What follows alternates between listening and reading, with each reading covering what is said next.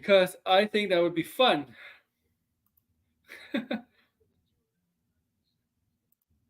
To count how many times she says her name in the video. Okay?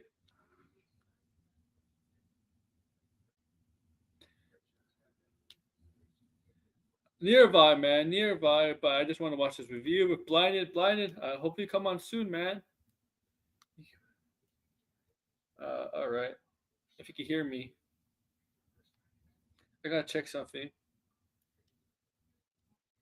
real briefly.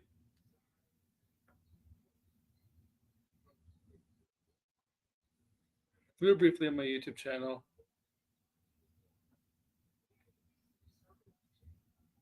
Okay. That's picking up. All right. That's good. That's good.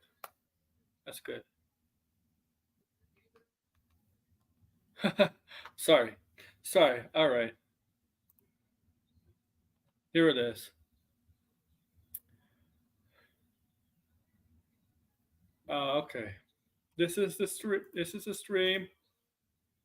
It's so long. It's about 14 minutes long. This video review on Borderlands. So it's not that long of a review, but it's gonna be fun. Okay, really fun. Hopefully.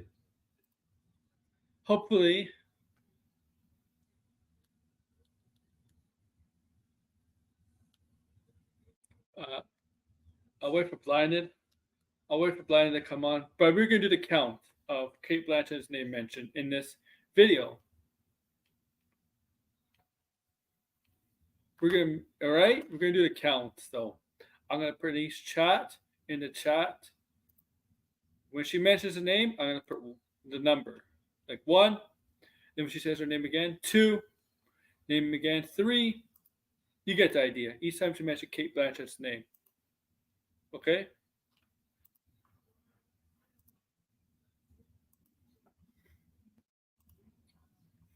All right? And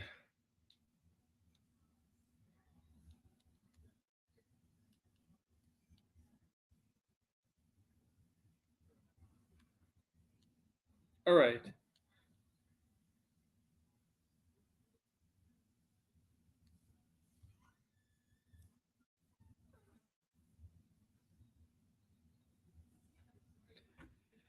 All right. Every time we all right. So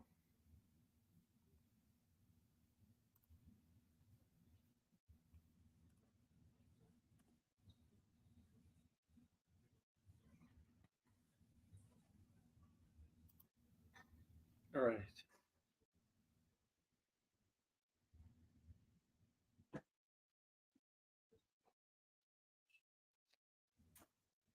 Just checking something real briefly here.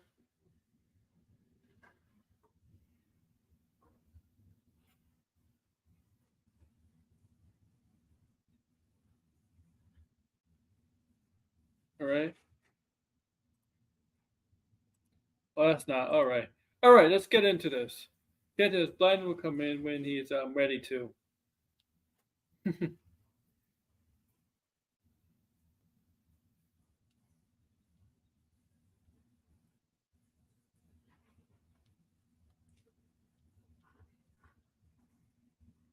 All right.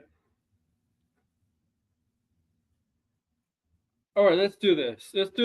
All right. Let's start.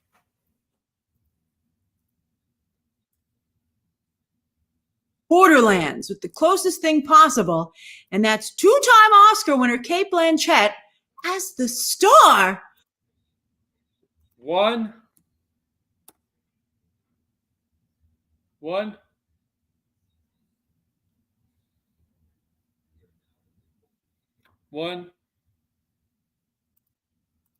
Playing bounty hunter Lilith. It's so surreal to see. If you're at all a fan of CATE Blanchette or classic film, you kind of have to see it because, 2.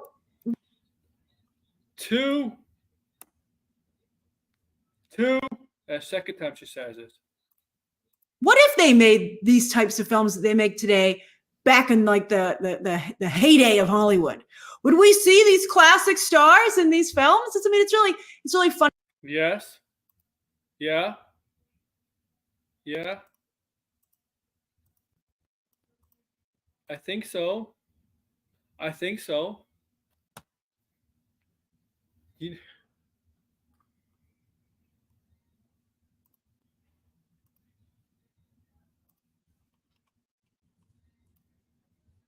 I think we would.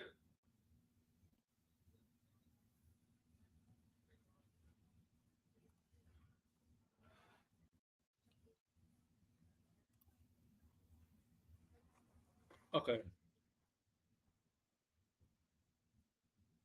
Okay. I think definitely we would.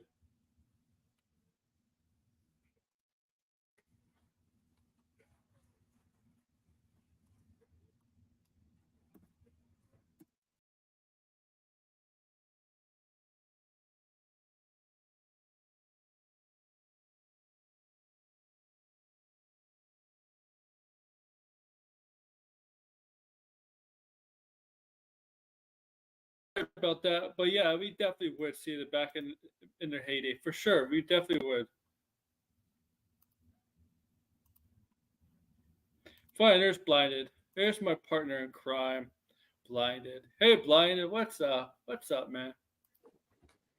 What's up?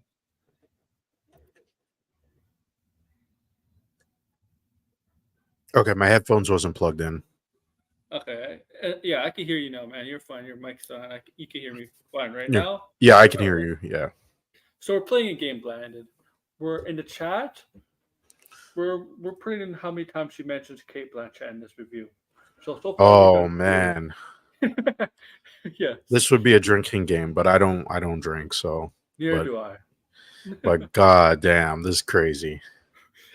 Yeah, it'd be the type of game. If it was a drinking game, we take a shot every time she mentions Kate Blanchett. Yeah, It's a lot, that's for Yeah. sure. Because I saw this review. I'm not sure how many times exactly, but man, oh man. Yeah, I saw this review too, man. I saw this review too.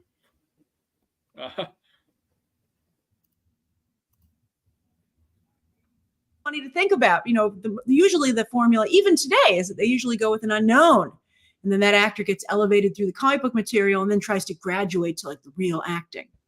So to see someone going in the opposite direction is just, again, as I said, surreal. You just can't take your eyes off of it. By the way, some of you might not be getting this comparison because you might not be familiar with the work of Joan Crawford. Get familiar. She's an icon for a reason. Not only her wonderful slate of films, I've thrown up some here that you should definitely check out. I watch Mildred Pierce every couple of years. It's so good. I think it's unfair to compare actors, actresses of today to back then. I mean, in what way exactly? It's different era, different time. Back then, I think there was obviously. She makes it sound like these actresses don't like the golden days of Hollywood. That these actresses wouldn't do these type of movies, right? But Right. they have. Well, I mean, I think her point is that Joan Crawford. Yeah. Man. Anyway, sorry, I'm just butchering words and like the last couple of streams. Anyway, yeah, I think she's trying to say that she is like they're kind of similar in the sense, but I mean, I don't think it's necessarily bad to compare actors because I think sometimes that's how actors today currently use as a blueprint for their career and their inspiration, because it's like sometimes you kind of, I mean, being an actor, I mean, it's hard being a Hollywood actor. I don't know if you would say that they're really artists because they're given roles, but at the same time they kind of have to put their own spin on it, right? Yes. It's not just the director giving them notes. They have to interpret the material, and So I guess to some degree they are artists. It's just that they aren't like the screenwriter or the director. But even those people, they still have influences from the executives. So you know what I mean? So I don't know. I think it's okay to compare the actors, but it is a different time we're living in. And this Yeah. movie, the thing is, like, I think she's more in love with Kate Blanchett than the movie itself Yeah. because I seen for the people who are watching, yeah, I pirated the movie. I wasn't going to pay to see this movie, even though I am a Borderlands fan, but I was curious just because it did have that 0 Rotten Tomato score, which usually piques my interest. When a movie's that bad, you kind of have to see it. The Yeah. problem is, I don't think this movie deserves all the hate, but at the same time, I think this is not a very good adaptation, especially when we're getting things like The Last of Us and Fallout, which are clearly No. heavily inspired by the source material. Well, yeah, this movie is nothing like the source material. Look. It's basically, No. let's get into it. But look, Well, the older thing is, villain visually, it looks like the source material, but everything else, like the visually. characters and the writing, and it's just not there. The jokes are not really the same. Like I did see some people in comment section say, "Oh, Borderlands always sucked," which I feel like that's just what do you call it? Revisionist history, because Borderlands 2 is like one of the best-selling games of all time. Like it sold like 20 million copies in 2012. So I mean, like, it's a pretty successful game, and Yeah. it's gotten multiple games or spin-off And games since. That's why this, we got this movie. So yeah. Like they're not gonna do Hollywood will not do movies on video games if it's not successful or well right. received. Like, okay. Well, you should see right now they just announced that they're going to do a anthology show on Amazon Prime about indie video games or like lesser known games Mm. that are like each episode is going to be based on a game. So I Well, I think that's actually a cool idea, and it's from Tim Miller and his crew that yeah, did what's the show called? Is it Love Death Robot? yeah. Well, Love he's the one who Yeah, directed Love this. Death Robots. He's the one who did the reshoots for this. Yeah, yeah. But I mean, he's also worked on video games. Like Yeah. before he did Deadpool, he has a visual effects company that works with video games. So he did like the CGI for Sonic '06. I think he also did that. Everybody loves that fight scene between Batman and Deathstroke in Arkham Origins. Hmm. So I mean, he did the CGI for that. So yeah, I mean, it kind of makes sense to bring on Tim Miller. I think personally, they should have just. I mean, I really hope Tim Miller gets something out of this because she does talk about, oh, like this should tank Tim Miller's career. I mean, the thing is, like, I think Tim Miller should keep going because, I mean, he's the one who did do Deadpool, and I think he did get shafted by Ryan Reynolds. Like Yeah. Ryan Reynolds did a lot of the jokes, but I think Tim Miller had a lot of the story beats and some of the visuals to accompany Deadpool, which I think they just kind of stole in the other movies. That's Yeah, true. yeah, that famous Iron Man, Spider-Man, Hulk. That's a classic. That's a classic scene. Yeah, or a clip. I remember seeing that as a kid on YouTube. It was pretty good. But yeah, I think people kind of underrate Tim Miller a little bit just because he hasn't. I mean, outside of Terminator: Dark Fate, which was bad, I wouldn't say the action was bad, but the story and the concept was bad. I think he's a Yeah. pretty good director. I think he should, you know, I think Marvel should pick him back up or DC. Maybe James Gunn should go back and get Tim Miller because again, he's just so involved with all this stuff. I mean, he's worked with David Fincher too. Like he's not, he's not a nobody person. Like he's pretty talented. So it's just a shame. I mean, he should have directed this movie, not Eli Roth. No offense to Eli Roth, but Yeah. yeah. Eli Roth is more specialized in horror. Yeah, well, they were trying to do the James Gunn thing with this Yeah. movie. right? Because Yeah. James Gunn is in horror. His background was in horror.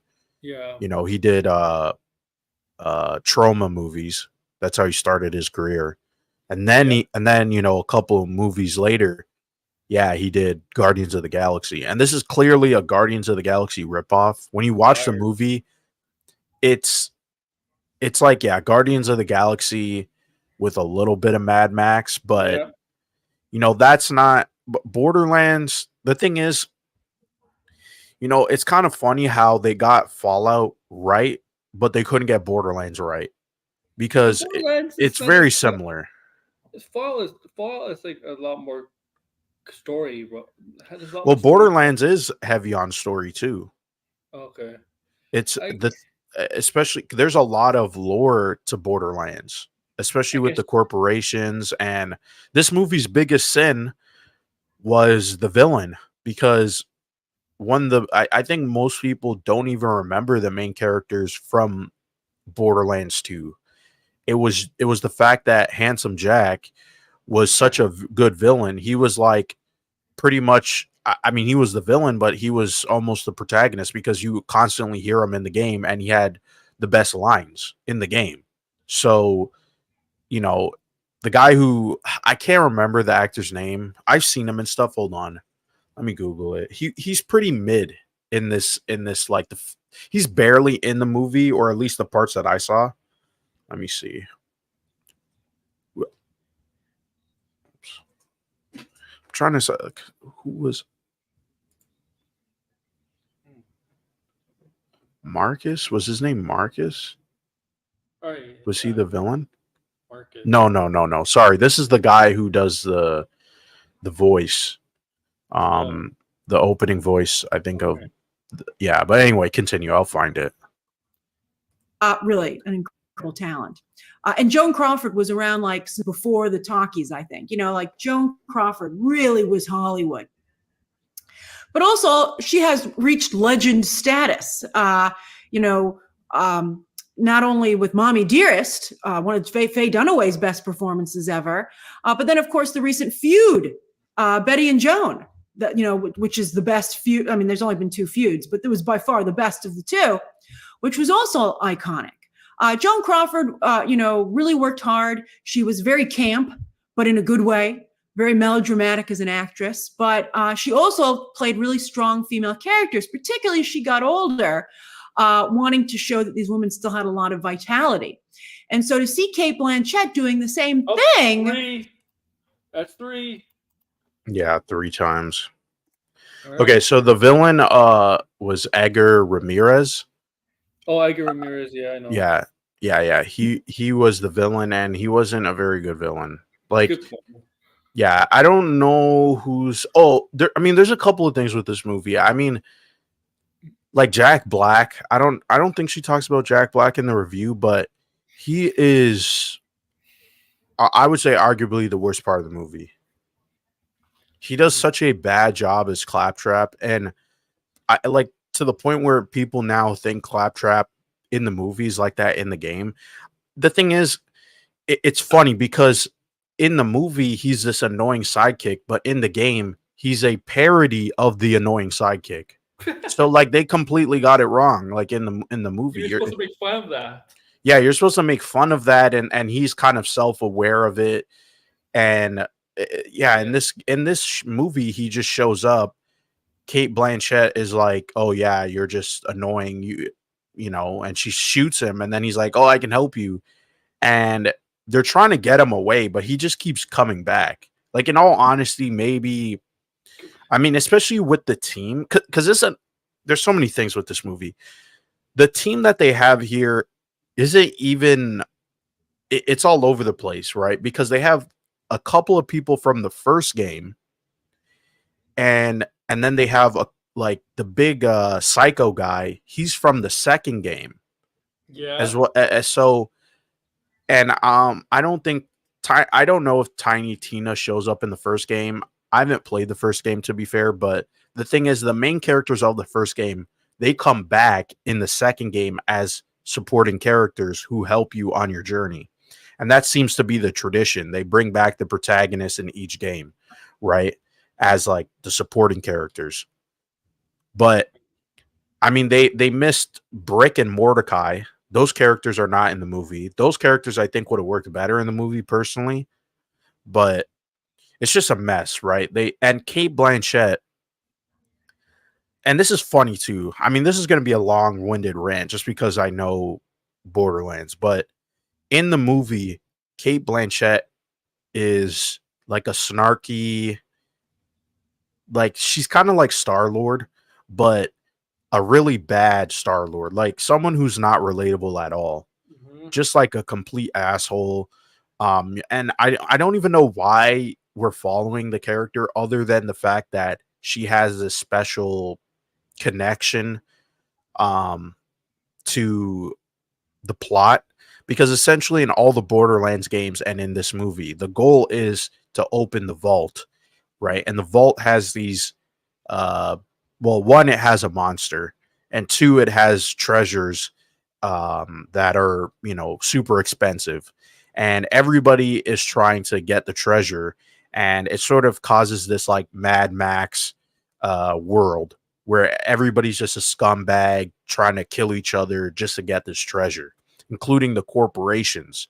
And the corporations, I mean, another part that's kind of funny because in the Fallout show, they go heavy on the corporations, even though Fallout wasn't really known for diving too much into the corporations in the games, right? Yeah. That was more of a Borderlands thing, because in Borderlands, the whole gimmick is you're collecting guns constantly, right? It's called loot, like, you know, it's a looter shooter, right? So you're constantly looting, finding new gear, and you're learning about all the companies that make these guns, right? And they're all scumbag companies, and they're all trying to get into the vault.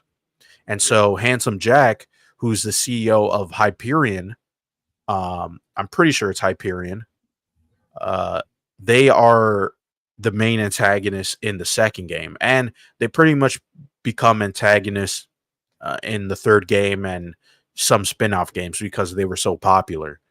So the Kate Blanchett just doesn't work.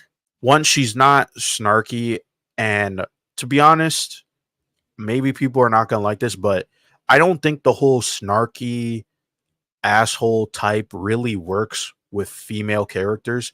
I think they either, if you're gonna do that, they have to be there has to be like something to offset that, because with the male characters, like Tony Stark, for instance, he's an asshole. You know that he's an asshole, but he becomes sympathetic because he has an injury and he sort of sees the light that, oh, I'm an asshole. But that's still his personality for jokes. And I mean, you know, it becomes somewhat charming. But with female characters, I notice this seems to not work. Captain Marvel's an example. Lilith in this just doesn't work. Like, it's just a boring character who you're like, why are we even following this character? It doesn't even make sense. Besides the fact that, oh, it's based on the game, right? It's just stupid. But let's continue. And all of Joan Crawford's camp glory and then melodramatic glory is like pretty fantastic. You know, it's funny. I have never seen the film, but Joan Crawford was in a Western herself. Maybe I'll watch it now. And this makes me feel like this must be this even closer, an approximation between the two. I mean, it's just incredible to watch. So yes, Kate Blanchett is in. Is that hold on? Let me just confirm something.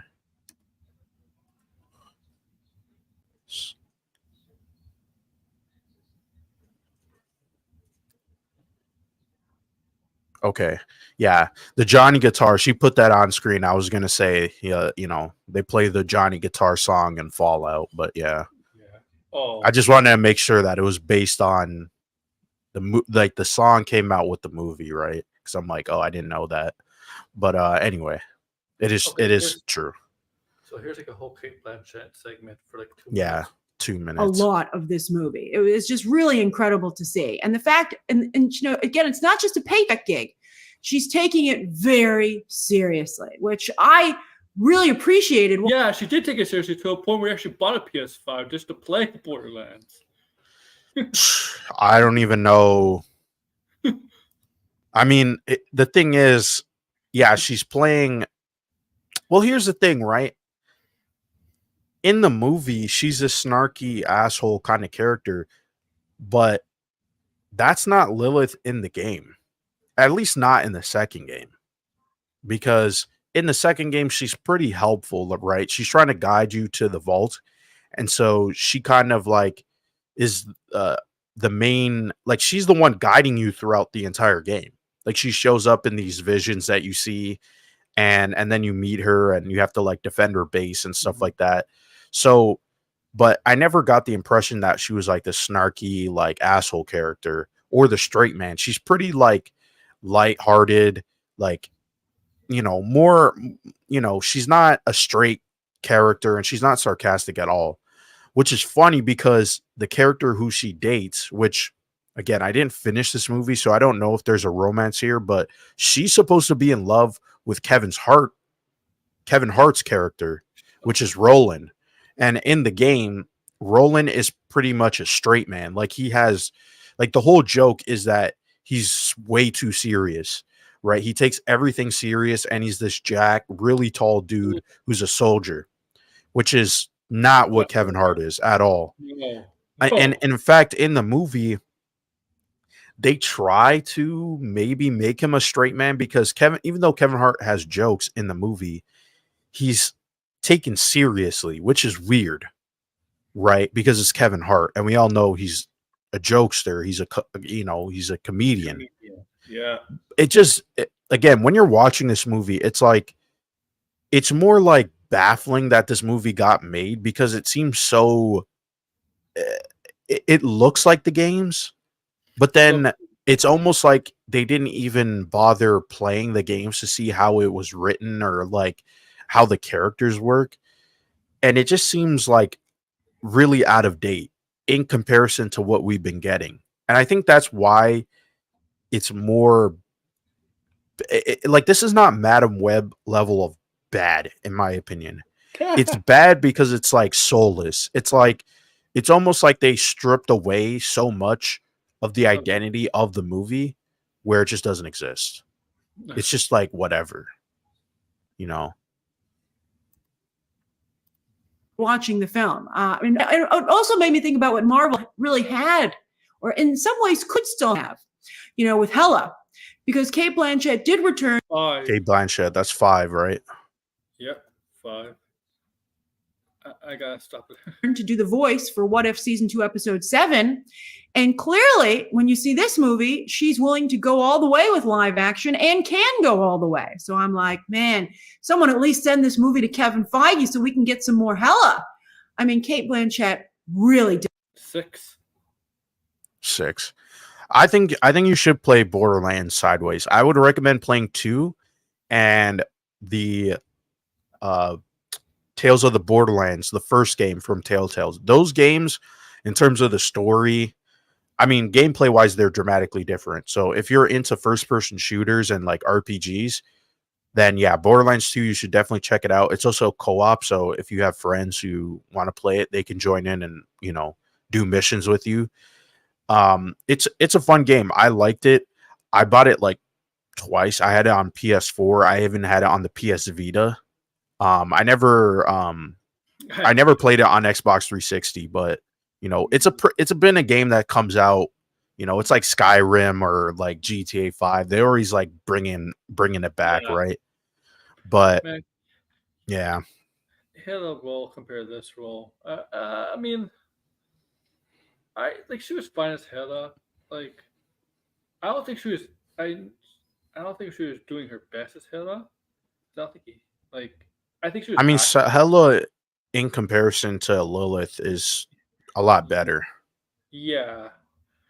Because she's playing a villain, and so when she's a sarcastic, it kind of works a lot better. Like, because you're not supposed to completely like the villain. Being sarcastic though, that's the villain. Yeah, but in Thor Ragnarok, even though I'm not a big fan of Thor Ragnarok, it kind of works. While this doesn't work, in the Borderlands movie. She just needs. Well, I think she needs something to do during COVID or whatever. Yeah, that's what she says. That's why I'm like, I don't think I mean, she probably bought the game just to play it for research. I don't think she's a fan of this stuff because it's like, again, like I have friends who've played Borderlands for like thousands of hours. You know what I mean? Like it's a game where you have to really either dedicate yourself to or you just finish the story There's, and get through it. I don't think there's she did no any of that. there's no way actors and actresses have that much time to finish a game with story that much. No, I don't even think.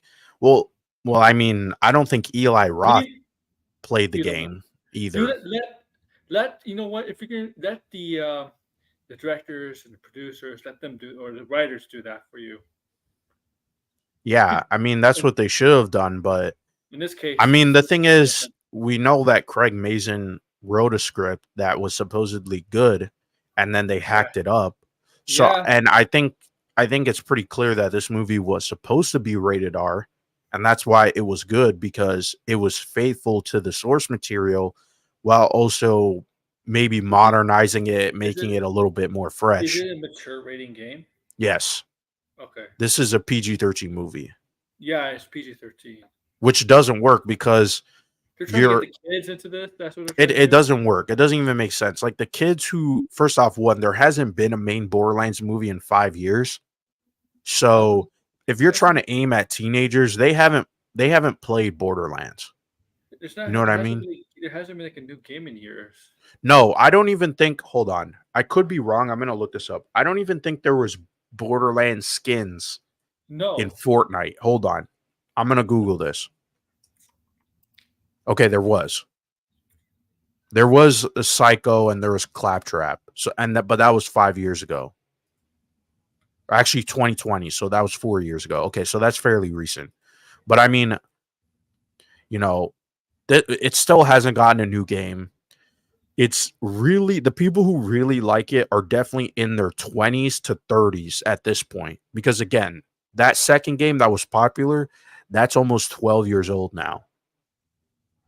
12 years old. So, you know, they should have just, in my opinion, made it rated R and, you know, just see how it would have went. Because if they were going to lose money on it anyway, what was the point of doing all the reshoots and shit?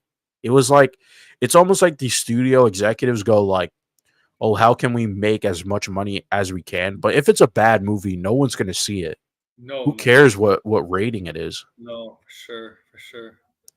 So it's just a mess. Did a fantastic job here. I find it hilarious, though, that one of the things that comes up when you search for Cate Blanchett Borderlands is, why is Cate Blanchett in Borderlands? Thank you, Red. And her answer is that it's partially because she likes to take risks as an actress and challenge herself. Good for you, Cate Blanchett. But also she says because she couldn't take being stuck at home anymore due to COVID. That's a very funny answer, and it makes for a nice headline. But let's be honest, Cate Blanchett, I'm sure, has plenty of offers to get out of the house. Were we at 11? So she chose Borderlands. She didn't have to make this movie. And I'm glad that she did. I really love that she made this movie. I hope it works out for her because I think, again, she does a great job, and I think it's cool that she's just even doing it in the first place. Now, one of the issues that fans of the games have brought up is that Cate Blanchett is older considerably than the character Lilith is portrayed as being in the games themselves. And that's fair. That's fair. And in fact, the movie clearly intended to cast a younger actress in the first place. Well, yeah, she says it because this is another thing too that makes no sense about the movie is that Cate Blanchett and I forget that other actress, but she's playing Moxie. Moxie is like this. I don't know how you would describe her, but she has a lot of makeup on. I don't know how to describe her, but Moxie and frick, what's her name? What's that actress's name? God damn it! How many times she says Cate Blanchett in this video? Yeah, we're counting. Okay, yeah, Jamie Lee Curtis's character, right? In the no. She's not Moxie. She's Dr. Patricia, which I don't remember the character how she looks like in the game, but Moxie is a character who's pretty prominent in the games. But Mad Moxie is their name. Okay. But yeah. So Jamie Lee Curtis supposedly raised Kate Blanchett. Like, it makes no fucking sense, right? Because Kate Wait. Blanchett and Jamie Lee Curtis, there's only like a 10-year gap. So Oh you're yes, like, yes, what the fuck? yes. It makes no sense. I forgot what that. I was listening to somebody talking about that. I'm like, what? Yeah. I'm like, wait a minute. How's it like really like that really doesn't make any sense because he's yeah yeah. I'm like Jamie Lee Curtis is like what? Kate Blanchett is like 43 and Jamie Lee Curtis is like what Yeah. six like and the characters are like supposed to be 10 years apart. It makes no sense at all. It's yeah. I forget who made that who made that comparison too. Who was it? This it could have been from this review. No, I don't think it was from this review. I know Red Letter Media talked about it. Oh yeah, I remember. Yeah, it was because Lilith. I mean, I think in this game she's supposed to be Lilith is supposed to be raised by her, Yeah. but Lilith is supposed to be a And teenager. Gina Gershon is the one who plays Mad Moxie. Sorry, I Man, blanked on her name. oh, But in the video game Lilith is young. yeah, she's young. She's like in her 20s.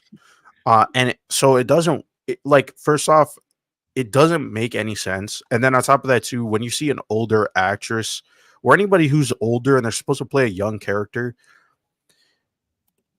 it feels weird.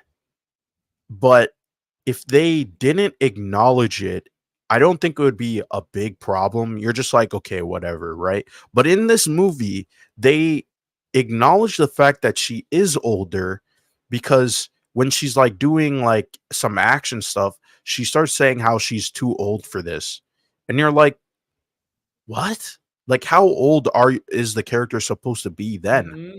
You know what I mean? Like, is it supposed to be the same age as Kate Blanchett or like 10 years younger? Like, is she supposed to be like in her 30s then? Like, it doesn't really make a lot of sense.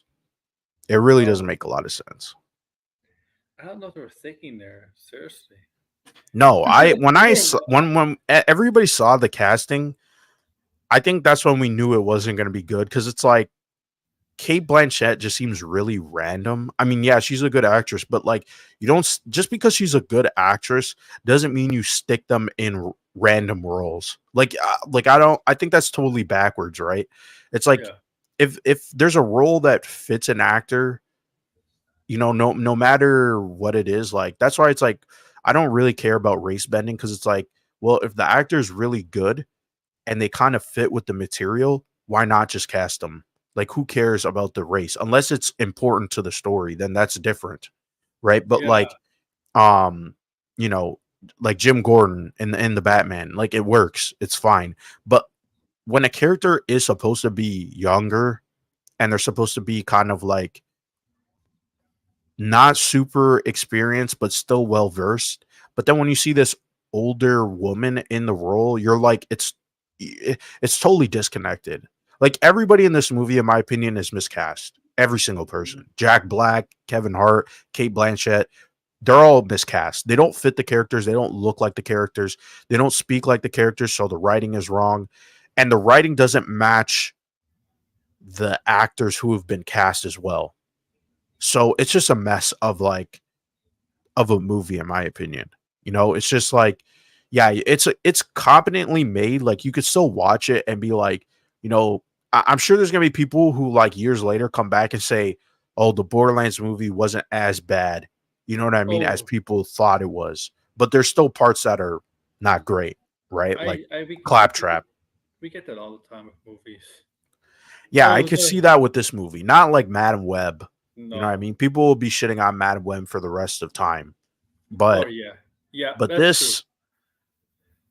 And the thing is, why hire Eli Roth if you're just going to cut it down to PG-13? Yeah. Because the game, if you think about it, if you play the game, like, people who know the game and know Eli Roth's movies, it kind of makes sense.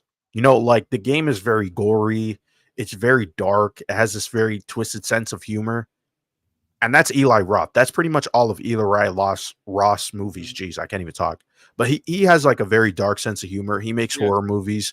He does a lot of stuff that is controversial. I mean, if you know the movie Green Inferno, that was a pretty bad movie. I mean, I feel like after that movie, yeah, like he really shouldn't direct any movies, but you know, it is what it is. Anybody who's seen that movie, let me know, because that shit is No. that's a horrendous movie. But I don't know. Like I mean, in some alternate world, James Gunn would direct this movie. Like if James Gunn never made, or if Guardians of the Galaxy was not super successful, or he never made it, like this is the movie James Gunn would make. You know what I mean? Like, would it be good? I don't know, because we're talking about a James Gunn variant here, not the James Gunn we know. But yeah, it's weird. Let's continue. Oh, wait. I know I'm rambling, but Sideways had an interesting point. He says, would Borderlands work as a rated R animated movie? I think in hindsight, yes. But at the same time, rated R animated movies haven't really been established. I think an animated show that was like Arcane with Borderlands, I think that would be super popular, right? A movie, though, I mean, that's the problem with animated movies. I think if that Venom movie does come out, that's going to be a big deal. That's going to be a very big deal. Yeah. That Venom movie, that's place as well, because the script is written in the same way. Because when Jamie Lee Curtis and Gina Gershon are playing friends of Cate Blanchette's character's mom, it's jarring and it takes you out of the story. The reality, I was tempted to take my phone out while I was watching the movie because I was like, what? So, but I was very well behaved. So after the movie, I took my phone out and I was like, let's find out here. So there's actually about a 10-year age difference between these actors. Oh, she mentioned this. So they certainly could have been like Lilith's babysitters or something, but that's not the way that the film not really them. Even in the few flashbacks that we saw, they really were portrayed as contemporaries of her mother, and that just doesn't make sense. I mean, I love Cate Blanchett in this role. I'm glad she's cast in it, and I would like her to be. I wouldn't have changed it. She's an amazing Lilith, and the best thing about this movie. But I do think it's sloppy that once she was cast, that the script was not adjusted, because again, it's not only sloppy to the story, but it undercuts Cate Blanchett's performance. But you know what else is funny? Joan Crawford herself was famous for being in. Yeah, they did. I don't even know what count we are at with the Cate Blanchett. I'm gonna assume 14, 15. Yeah, I lost count. Thank you, Red. You screwed everything up. Also, were clearly written for younger actresses and acting opposite actors who were clearly cast to be opposite younger actresses. But you know what? It didn't make Crawford's movies any less enjoyable either. In fact, the other day I was just watching The Damned Don't Cry. What a great melodrama. Strong recommend. I love this movie. It was crazy. But it has very similar issues, and I enjoyed it a lot as well. Maybe my recent Joan Crawford I wonder if is one of the reasons I really appreciated this Borderlands. Like if Fallout came out and Borderlands was still in development, I'm going to assume, and maybe not, because I think the executives at Lionsgate, I'm going to say it, I'm going to get canceled, but I think the executives are retards, because they seem to have been butchering movies like crazy. Like I don't know what's going on at Lionsgate, but they butchered The Crow. Which, by the way, The Crow is still not out yet. They butchered the upcoming John Wick movie, Ballerina. What's up, Anthony? And that movie has been delayed. They butchered this, right? So, I'm surprised. Like, I honestly think Lionsgate is either a money laundering studio, oh my god, or they are full, like all the executives are literally brain dead, because I don't understand how they could just continuously butcher movies and just no one says anything about it. Like the only successes they had was what, John Wick. What was the Hunger Games movie that came out recently. Like, Um, I think that's it. Like, what movie this year did Lionsgate have that was successful? I don't think they did. let me see.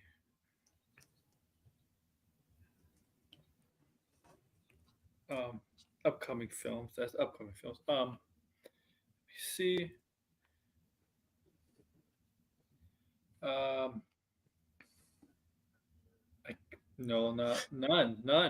Not longing. Is that None, maybe people did like none longing? outside, and they're that No, ballerina longing's movie definitely good. is gonna be a disaster. Yeah. It's a disaster. Okay, from what I heard, it like that's why they removed it. Because remember, it's supposed to come out in June, and it just disappeared. That's because uh Chad Stahelski saw an early cut of the movie, and he got so pissed off that they had to like renegotiate his contract. I Mm, think Grace may have talked about this. Maybe not. Someone talked about this, but that movie is a mess. Like, nothing. and I think Norman Reedus is in that movie too. Nothing. I can't find you one movie. No. But there's some of these movies like a good video game adaptation movie. I think we're still not there yet. I know we had Super Mario, but super like the one that I think will change things. I don't think it will be popular. That's the problem. Is Death Stranding.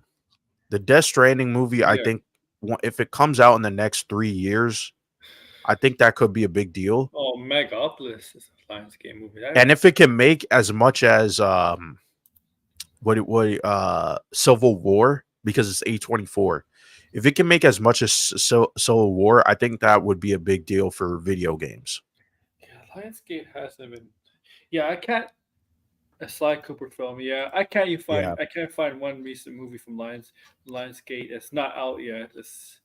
No, It's at not. Saw X, they're making Saw 11, Oh, Clerks 3 I liked, but but like Lionsgate, that's why I say Lionsgate also has Megalopolis, which I I did like forgot. That's also another flop I as did like well. Clerks. I mean, Clerks 3 didn't make a lot of money. It only made 4.7 in the box office, but I like the movie. Yeah. I mean, I think Lionsgate is a money laundering scheme. I really do think so, because what movie have they made? Like, how is the studio even running? Like the CEO, he's been the CEO since 2000. Expendables flopped for them. Saw flopped. Expendables flopped a lot. This guy, the CEO of Lionsgate, has been in charge for 24 years. I mean, I think Bob Iger, when did he? Well, about Bob Iger. When did Bob Iger start? What, in 19? No, let's see. No, it was who Eisner was it? Something Eisner. 2005. Yeah, Yeah, he became the head of Disney, the CEO. yeah. Oh yeah, It's almost 20 years. But this guy has been in charge for nearly 25 years. This guy at Lionsgate, and the company is just like Power it's a Rangers. Power Wait, Rangers was a disaster. Like they're franchise killers. So the fact that, which by the way, Take Two Interactive, they're doing hardcore damage control for this movie. They're like, oh, don't judge the movie. Randy Pitchford, who's the creator of Borderlands, who's a weirdo. I think people are like back in the day, like you got to be like deep into the shit to know this stuff. But this was a big thing. I want to say around 2017 or 2016. Okay. Brandy Pitchford was like accused of being a pedophile because he mm, had some sus pictures on a thumb drive that he actually accidentally showed at a press conference where it seemed like he was partying with some underage girl who was drunk. Like, what the fuck? And he showed this to people at a press conference. Could you imagine? Like, you gotta. I'm gonna have to look this up because this is some crazy shit. I don't. I think I'd rather have a Red Dead Redemption movie than GTA because GTA movie is basically a gangster movie. If you really think about Yeah, Randy Pitchford it, I think I Red is a Dead. pedophile. Oh, really? Yeah, I just said that. You didn't hear me? I know. I heard you the first time, Bob. Like, okay, Okay, well, here. What year was this? Okay, this is 2019. Well, comes from Kotaku. Former Gearbox lawyer accuses CEO Randy Pitchford of taking a secret 12 million bonus in a lawsuit Gearbox calls absurd. And it says, and this is from Jason Schreier, by the way. So, I mean, I like Jason Schreier, but people always get weird when you say his name. I don't get it. But yeah, he's being accused of being a pedophile and taking a bonus to hide all this shit. So, but yeah, he quiet. had this thumb drive. Yeah, there's threads and threads. I'm not even joking. If you type in Randy Pitchford is a pedophile, you'll get articles, tweets, all types of stuff. So I really do think he is a pedophile. I mean, after that whole thumb drive, it's weird, really weird. Went to Brian Singer's parties. Oh. Yeah, that movie. I saw parts of that movie. 4 sequels. I thought I was just gonna have a second one. No, it was gonna have multiple. It's supposed to be a dark, more serious take on the Power Rangers, right? Even though the Power Rangers are always meant to be cheesy. And Power Rangers is not really a good show. It's just. I mean, no one like some of this stuff. Like, no one asked for, a gritty reboot of Power Ranger. Like, it's not like Marvel or DC. You know what I mean? Like, Marvel and DC, at a certain point, flipped the audience, and the audience became adults, and that was 40 years ago. So, and then since then, it was really targeted at adults. Even though, yes, it is targeted at kids as well. Power Rangers is always targeted towards kids, no matter which series it was. It was never really targeted at adults. I mean, only nostalgic adults will maybe look at a Power Ranger, right? The acting and the dialogue and the storytelling. Didn't they just bring back a Power Rangers on Netflix? What was that thing? Last year, Yeah, Power Rangers, like it's not like if you're looking for good acting, good dialogue, good story, Power Rangers is not that. No. Power Rangers and that's on purpose too. Like they know that. They know what their audience likes. Yeah. Honestly though, like talking about what Anthony was saying, Take-Two, unless they can get a person who can write a good GTA or Red Dead Redemption movie, I wouldn't do it. Because if you really think about it, it's not like the game. Like, the game already sells a boat tons. And it's already cinematic. I feel like enough people are aware of a GTA and a Red Dead Redemption. It's kind of like if you were to do a movie about it, you would need, prestigious actors, prestigious director, screenwriter. Like, you would need people who genuinely care about the source material as well. Yeah, that would be cool. Sideways. But yeah, I would say don't do it because it's not going to work out like people think. No. All right. This film in particular. But I think if you're a CATE Blanchette fan just at all, you will really like this movie. So Blanchette holds this film together through sheer willpower. She's like, I am Lilith. And I'm like, you are Lilith. She looks. CATE Blanchette is like Grace's woman crush. The opposite of she doesn't like Jessica Chastain, but CATE Blanchett is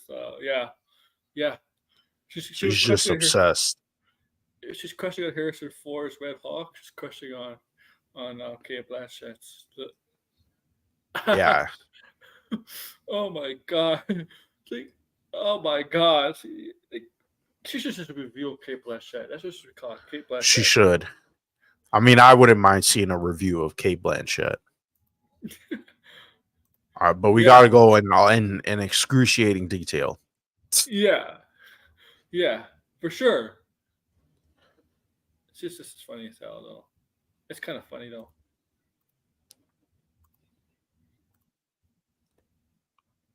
Yeah, that pause frame. She's like, looks amazing. She does a great job with her action sequences, and a good bit of it is actually her doing them. She's very good with her guns. I was impressed. That's kind of funny. oh man, She's that's a clip moment. Whoops.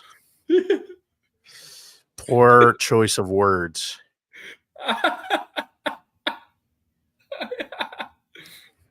Yeah, poor choice of words. Did the Joker say that? Well, poor choice of words there. I think I said it in The Dark Knight, right? Unfortunately, though, in the third act, she does spend a lot of time as a CGI double. I was like, which, by the way, speaking of guns in this movie, what I'm like still wondering, is it fake? Because Jamie Lee Curtis has prepare yourself, folks. She has the biggest pair of cleavage I've ever seen. I'm like, what the hell? I'm like, is this fake? It looked like silicone. Like I didn't like. It was like, this can't be real, right? Because it just first off, there's a lot of people in this movie who you're like, it's so weird that like someone. Okay, I think it was Red Letter Media joke that this might just be like a MILF fetish of Eli Roth or something, because this doesn't make any sense. You know, it doesn't make any sense why there's so many of these old actresses or older actor, mature actresses who like they have a lot of cleavage. They're dressed in like the most revealing clothing you'll see them in. It's like, wow. I mean, I guess that's the only good thing about the movie, if you're into that. So there you go. Oh, looks like my bald head is on screen. Now we got to wait for Aaron. So now you guys got to deal with me, unfortunately. But yeah, this movie is okay. He's back. Thank God. Damn, StreamYard. What did he do? All right, yeah, it crashed, right? You heard what I said, though. Yeah, I heard. Okay. I heard what you said about the cleavage and all that. Yeah, it was just weird. I mean, like, Jamie Lee Curtis is what, 60? Is she in her 60s? She could be a little older in 60s, yeah. And she's not that bad she's in her 60s. Let me see. She's 65. She's 65, yeah. Mid 60s. Yeah. All right. Animated figure. And they were like, leave us alone. So, I mean, it was a little distracting, but whatever.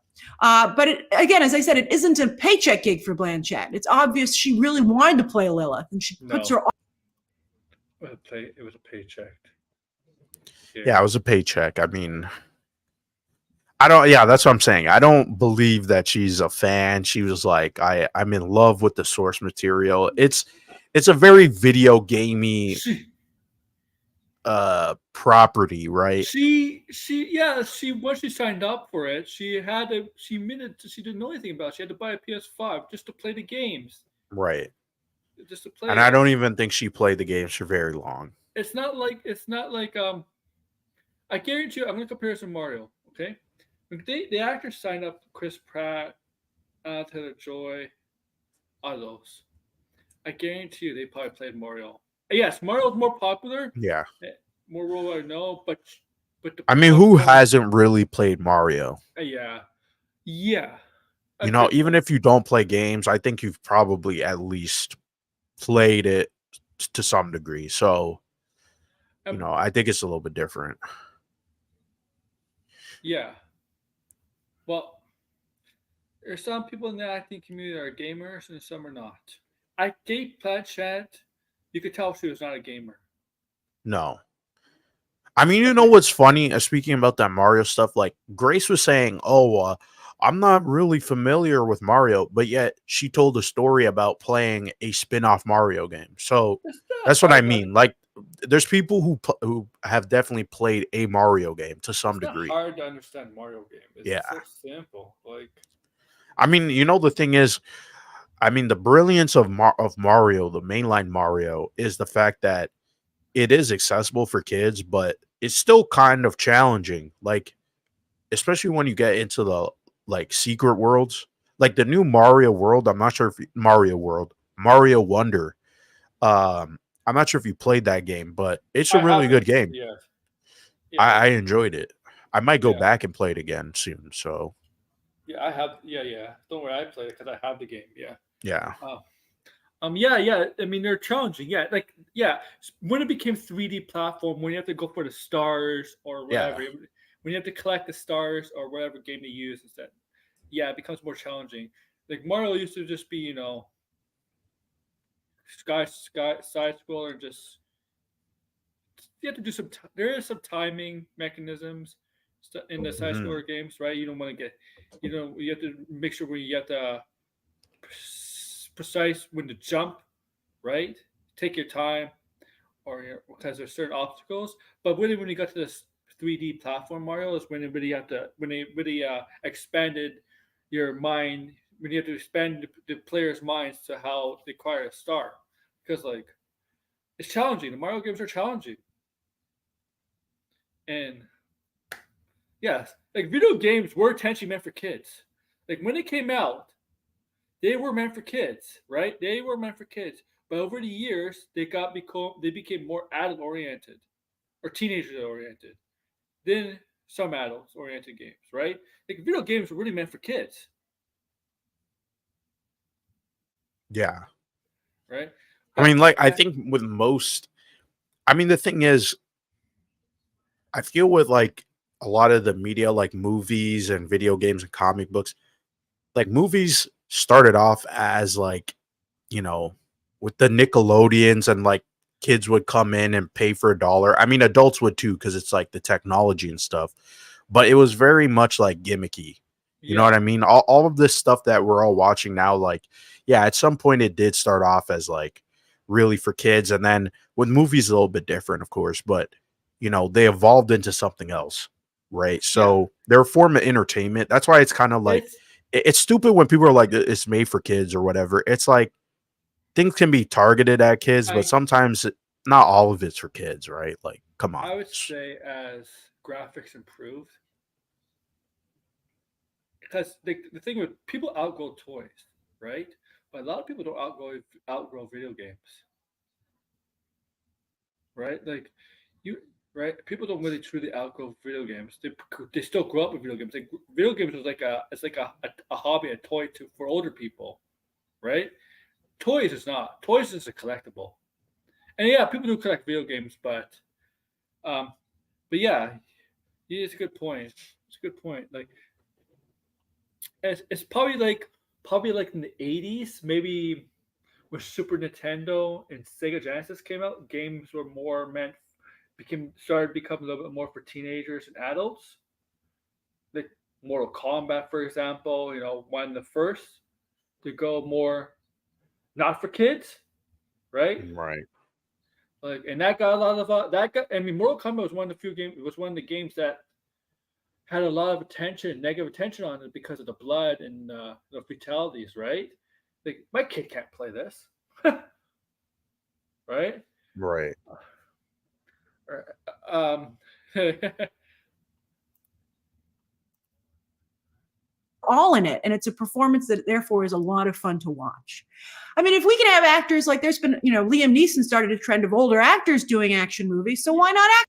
well, Liam Neeson's doing any movie now. I think Kate Blanchett is not going to do like I don't know. Like I don't know why Liam Neeson's just doing any movie. He's becoming like the new Bruce Willis, Nicolas Cage to do any Wait, movie. say that again. Sorry. Like Liam Neeson's doing any movie Oh, now. yeah. Like Bruce Willis, Nicolas Cage. Now we know why Bruce Willis and Nicolas Cage did a lot of movies because they're in depth a lot, right? Right. I haven't read anything about Liam Neeson on that. You know, I'm kind of surprised. Liam Neeson has never even been in a comic book, Marvel, DC, anything like of the recent stuff. Oh yeah, I'm yeah. kind of surprised. He's been in 2 comic book properties, right? Dark Man and Yeah. Batman Begins. Well, Dark Man is Sam Raimi's Yeah, original idea. No, I don't think that was yeah. based on a comic prior. I No, think they I think there made is a a comic comic though. after. Yeah, okay. Yeah, but I don't think it was a comic before. I could be wrong, but Dark Man's pretty cool. Yeah, that was Sam Raimi too. So, but what was the other one? Well, Dark Batman Begins. Oh yeah, yeah. I always forget about that. Yeah, I don't know why I forget that he was Ra's al Ghul, but yeah, that is He true. was So never mind. Forget what I was he is saying. actually a mix of Walter Ghoul, and Henry Descartes into one. Right. Because they are 2 different characters in the comics, but Yeah, they merged it for the yeah, twist. Yeah. yeah. But I mean, yeah, with Liam Neeson, you would think he would be in a Marvel movie by now. Because I I mean, could like, definitely it's see it. not like, I you could know, definitely see it. I'm Oh just yeah, kind of surprised. Because I mean, we did get Christian Bale. yeah. I mean, Liam Neeson is most likely to do like you would think Liam Neeson is more likely to do a Marvel movie than Kristen Bale Yeah. would. Yeah, yeah, exactly. Exactly. Liam Neeson, he would be in Marvel. I would see him as a villain. Oh man. Hmm. Oh man. I don't know. I think it would be cool if he was a Spider-Man villain. Oh yeah, I was thinking. I don't know what Spider-Man villain is really on the table, but I mean, Good.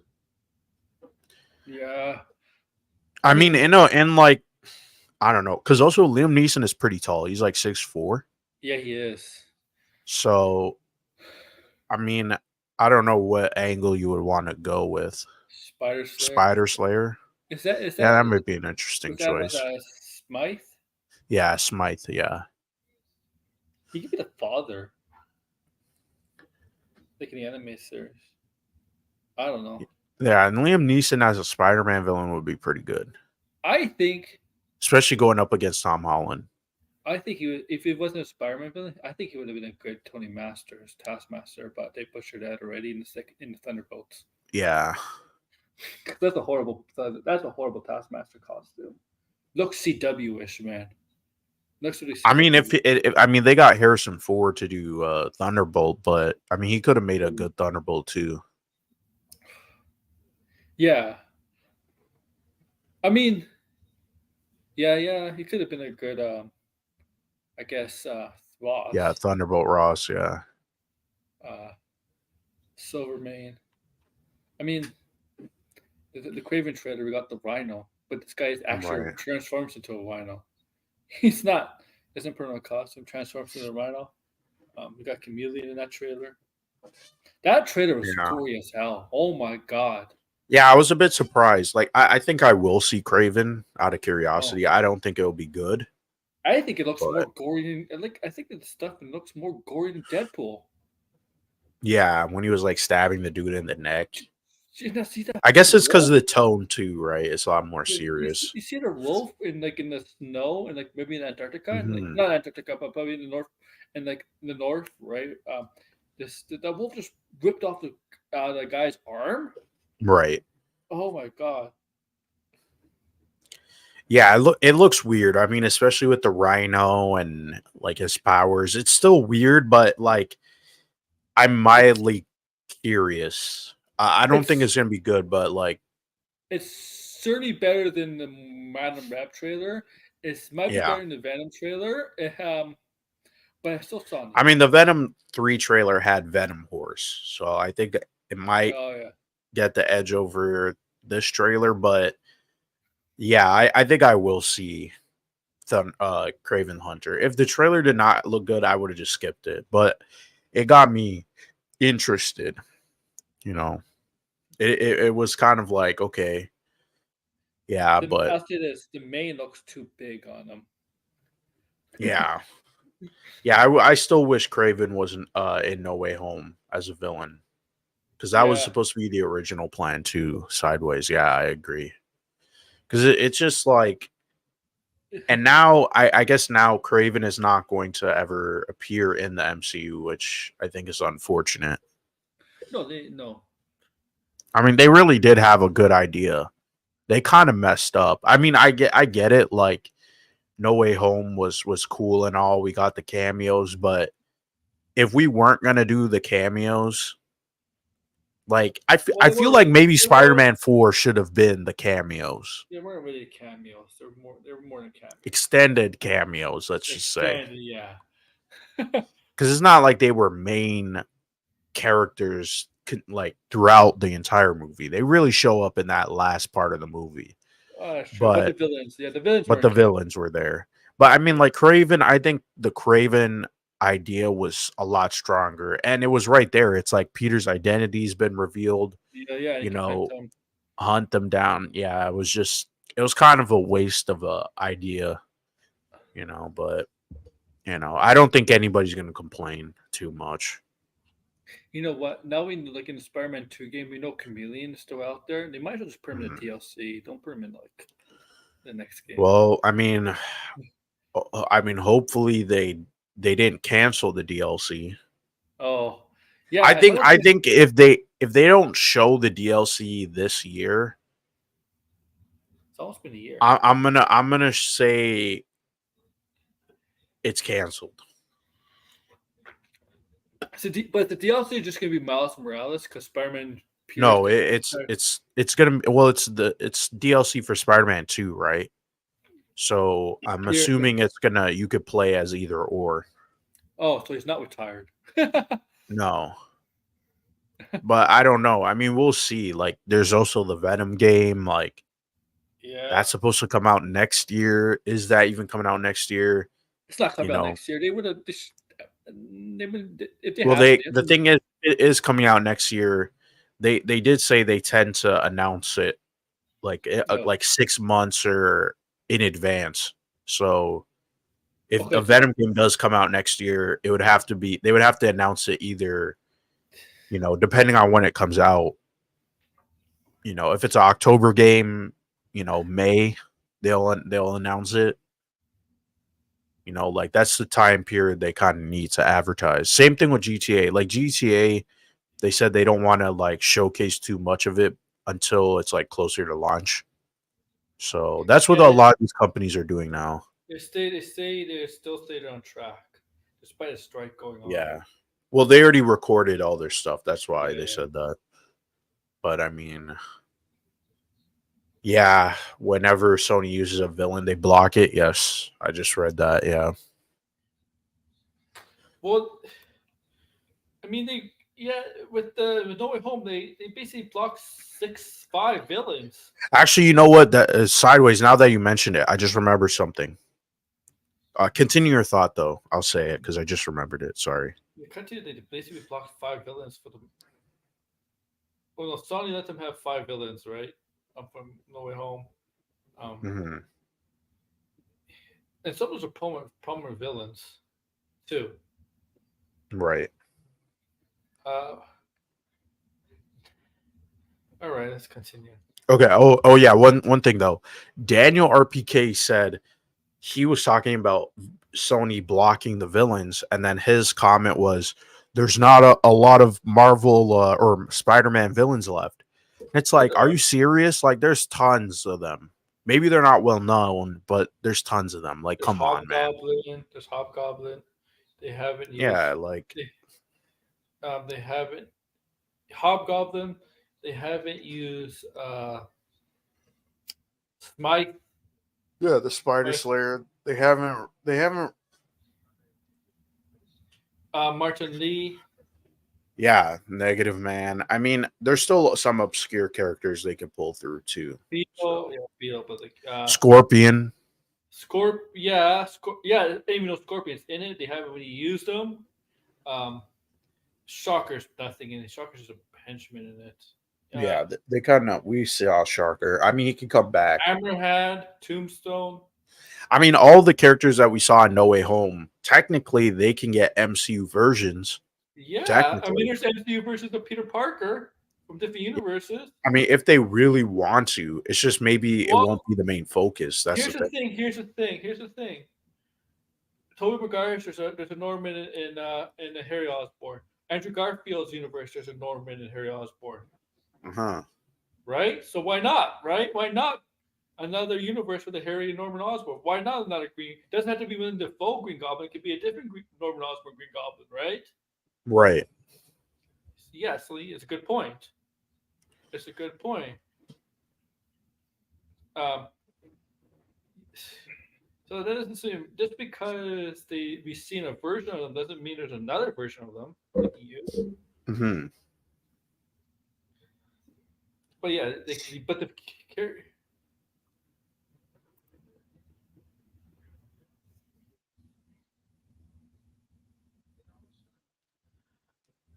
no, but the thing is, Beetle is not really that popular to villain. More of a Scorpion would be. Uh, right? Like Scorpions. Who else? Like Hammerhead, Tombstone. I don't know who else. They had the lizard. Oh, they could have done their version of the lizard. Um,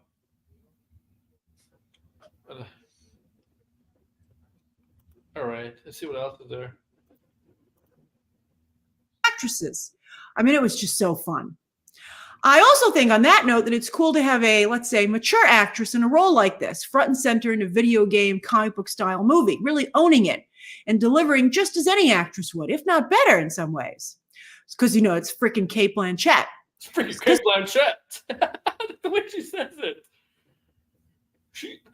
You think she has a poster of CATE Blanchett in her room? Every time before she goes to sleep, she bows down to it on her knees? Yeah, I think Grace wants a threesome with CATE Blanchett and Red Hulk. Yes. Oh my god. Like I'm not worthy, Kate. I'm not worthy, Kate. That's from Wayne's World, right? Like I'm not worthy. Oh my god. Because it would be nice so in that regard, I would hope that Borderlands was at least moderately successful, not only business-wise, but with audience reception. So that mature actresses, some real stars like Nicole Kidman and Michelle Yeoh, aren't always stuck playing moms or maternal figures in these types of movies. Clearly. Maybe they like playing those roles. They can say no, right? Hmm. Like they could decline them. They could decline. You think? Okay, like seriously, they could always decline. And guess what? Angela Bassett, she's more of a TV star than a movie star. Because she's on that show, right? She's on that show. I mean, she's been around for quite some time, though. That's the thing. Yeah. But I mean, I mean, they're good actresses. I don't see why, like again, it's not Cate Blanchett's fault. I mean, she did what she could with the material, but it's like she just it's just a miscast. It's not her fault. It should have been a different actress. Like if you were gonna go with the actress who was older, maybe it shouldn't have been super obvious that they were older. You know what I mean? Like Cate Blanchett is still relatively young. Yeah, she's in her young 40s. That's it. Yeah. But I mean, it's still like she's still a mature actress in comparison to who should have been playing this role. Like this is really meant for like a 20-something-year-old, right? And in all honesty, like I think it's kind of weird that Lilith is the main character as well, because you know what I mean. Like it should have been an ensemble, but like more. Anyway, sorry. Those three actresses, all of them are at least decade to 2 decades older than Cate Blanchett. Yeah. So game mom roles or grandmother roles would be more common for them. Right. But I get what she's trying to say here, though. Like in terms of like breaking down stereotypes or like, what do you call it? Typecasting. Michelle Yeoh, I mean, yeah, she does play a lot of mentor type roles, whether that's a mother or grandmother or just like a teacher or something. She does, But we've seen other stuff she's in. She's not doesn't do that. Nicole Kim is not always like that. She kind of is though Now recently. is Yeah. yeah. Uh, yeah. See, the thing is, Kate Blanchett's still 40s. She's young 40s. It's the younger actresses in the 20s are not playing that role because they're in No. the 20s. You're not gonna see like Sydney Sweeney play a Oh, you or should like see. It's funny you mention her because I think she mentioned Sydney Sweeney in this review, yeah, and she it's like does. she's like trying to say, "Oh, Sydney Sweeney would have done a better job." I, I Yeah, I she don't does. know why. Like I feel like some people really are like out of the loop, right? When it comes to like when there's a box office success, then everything is like perfect, and then when there's a failure, everything is like bad. But Sydney in Sweeney. reality, Sydney Sweeney is not a movie star. Like she's never proven herself. Like yeah, maybe she's known on social media and she has a following because She of did How Madam Euphoria. Web. Yeah, no one showed up for Madame Web for her. So like Sydney Sweeney is the bombshell of Hollywood right now. yeah, but she's not a movie star. Yeah, yeah. I don't understand this. Like if Sydney Sweeney was in this movie, nothing would change.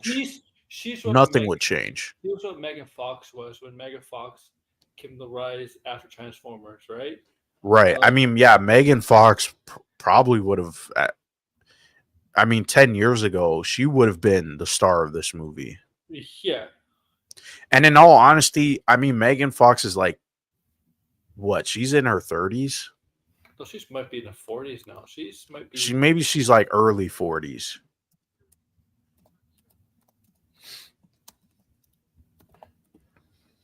No, she's 38. So Yeah, she's gonna be 40 in a couple of years. But I mean, like maybe Megan Fox. It's just Megan Fox's star power has like gone nowhere. she hasn't done a lot of big films. She's done a lot of like smaller indie kind of films. Like Megan Fox maybe would have been a better choice for this role. Like she's not that old, but she could still pass off for like early 20s, I guess. But she has changed with the plastic surgery. No offense to her, but I mean, yeah, but it's I don't know. So it's kind of too much in my opinion. But she's kind of weird, and she's just weird stuff too. Megan Fox. Yeah, she is into weird stuff, but I don't know. Like in all reality, Lilith should have never been the protagonist. I think the thing that I just don't understand is if you were going to pick random characters from the games to star in as like the main group, why not just go with Borderlands 2 and just do the characters from that game? Because it's like those characters were a lot more interesting visually, and all they really needed is like a better personality. But like you could have got the soldier, like we're not like the soldier in the second game. Like you could see what's his name, Glenn Powell. You could see him playing that character. You know what I mean? Like then you got the ninja guy, and then you got because the thing is Lilith is a siren because they have classes in Borderlands. You have the soldier, the stealth character, the guy who's like more gun heavy. And so Lilith is kind of like the magic character, right? They call a siren. And again, I didn't get so far into the movie, so I didn't see if they gave her the siren powers, right? I'm assuming they did because she's supposed to be this like chosen one and all that stuff. But like the sirens they're like clairvoyant and they have psychic powers. So I mean, it's kind of common in the series. So I don't know. It just seems a little bit weird that they made her like the chosen one. Like I don't know. It's like somewhat true to the game, but not really. You know what I mean? So I don't know. All right. They can be, as Cate Blanchett proves, front and center. So again, as I said, if you're even the tiniest little bit of a Cate Blanchett fan, or if you like classic movies, Borderlands surprisingly is for you. Now, what if you played the video game? Because that's obviously who the movie is largely made for. Well, I've never played Borderlands. I'm not a gamer. So But I could tell that there seemed to be a lot of Easter egg references in the film from characters. There is, but there isn't, and I don't even think that matters because because it's done so poorly. I don't think Borderlands fans are the type of fans who even care about Easter eggs anyway. Like, unless there was like characters, because like I said, they do this thing where the previous characters of a game show up in the next game as supporting characters. So the thing is, again, this is the first movie, so you can't really do that. You have to establish characters that people like first, and they didn't do that. The characters suck. So, like the thing is with Grace, like, I mean, this is kind of like her problem, I guess, is that she just assumes like every fan base is into Easter eggs and all this stuff.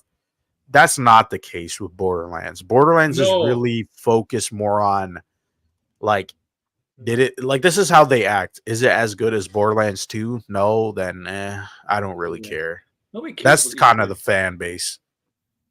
Yeah. Nobody really cares about the Easter eggs in the movie. No. To their sound bites that have a character be like, I'm caught. Well, whatever the sound bites are from Borderlands. And, it was so specific. You were like, that's clearly a sound bite from the game. And it sounded cool. And then, of course, obviously the locations and stuff like that. And then all this stuff seems to be here. Yeah, the locations and all that wearing stuff. Masks when they were like in this place that was basically like nowhere from Guardians of the Galaxy. And I was like, that must be from the game. So again, very much made an effort to put these things in the film.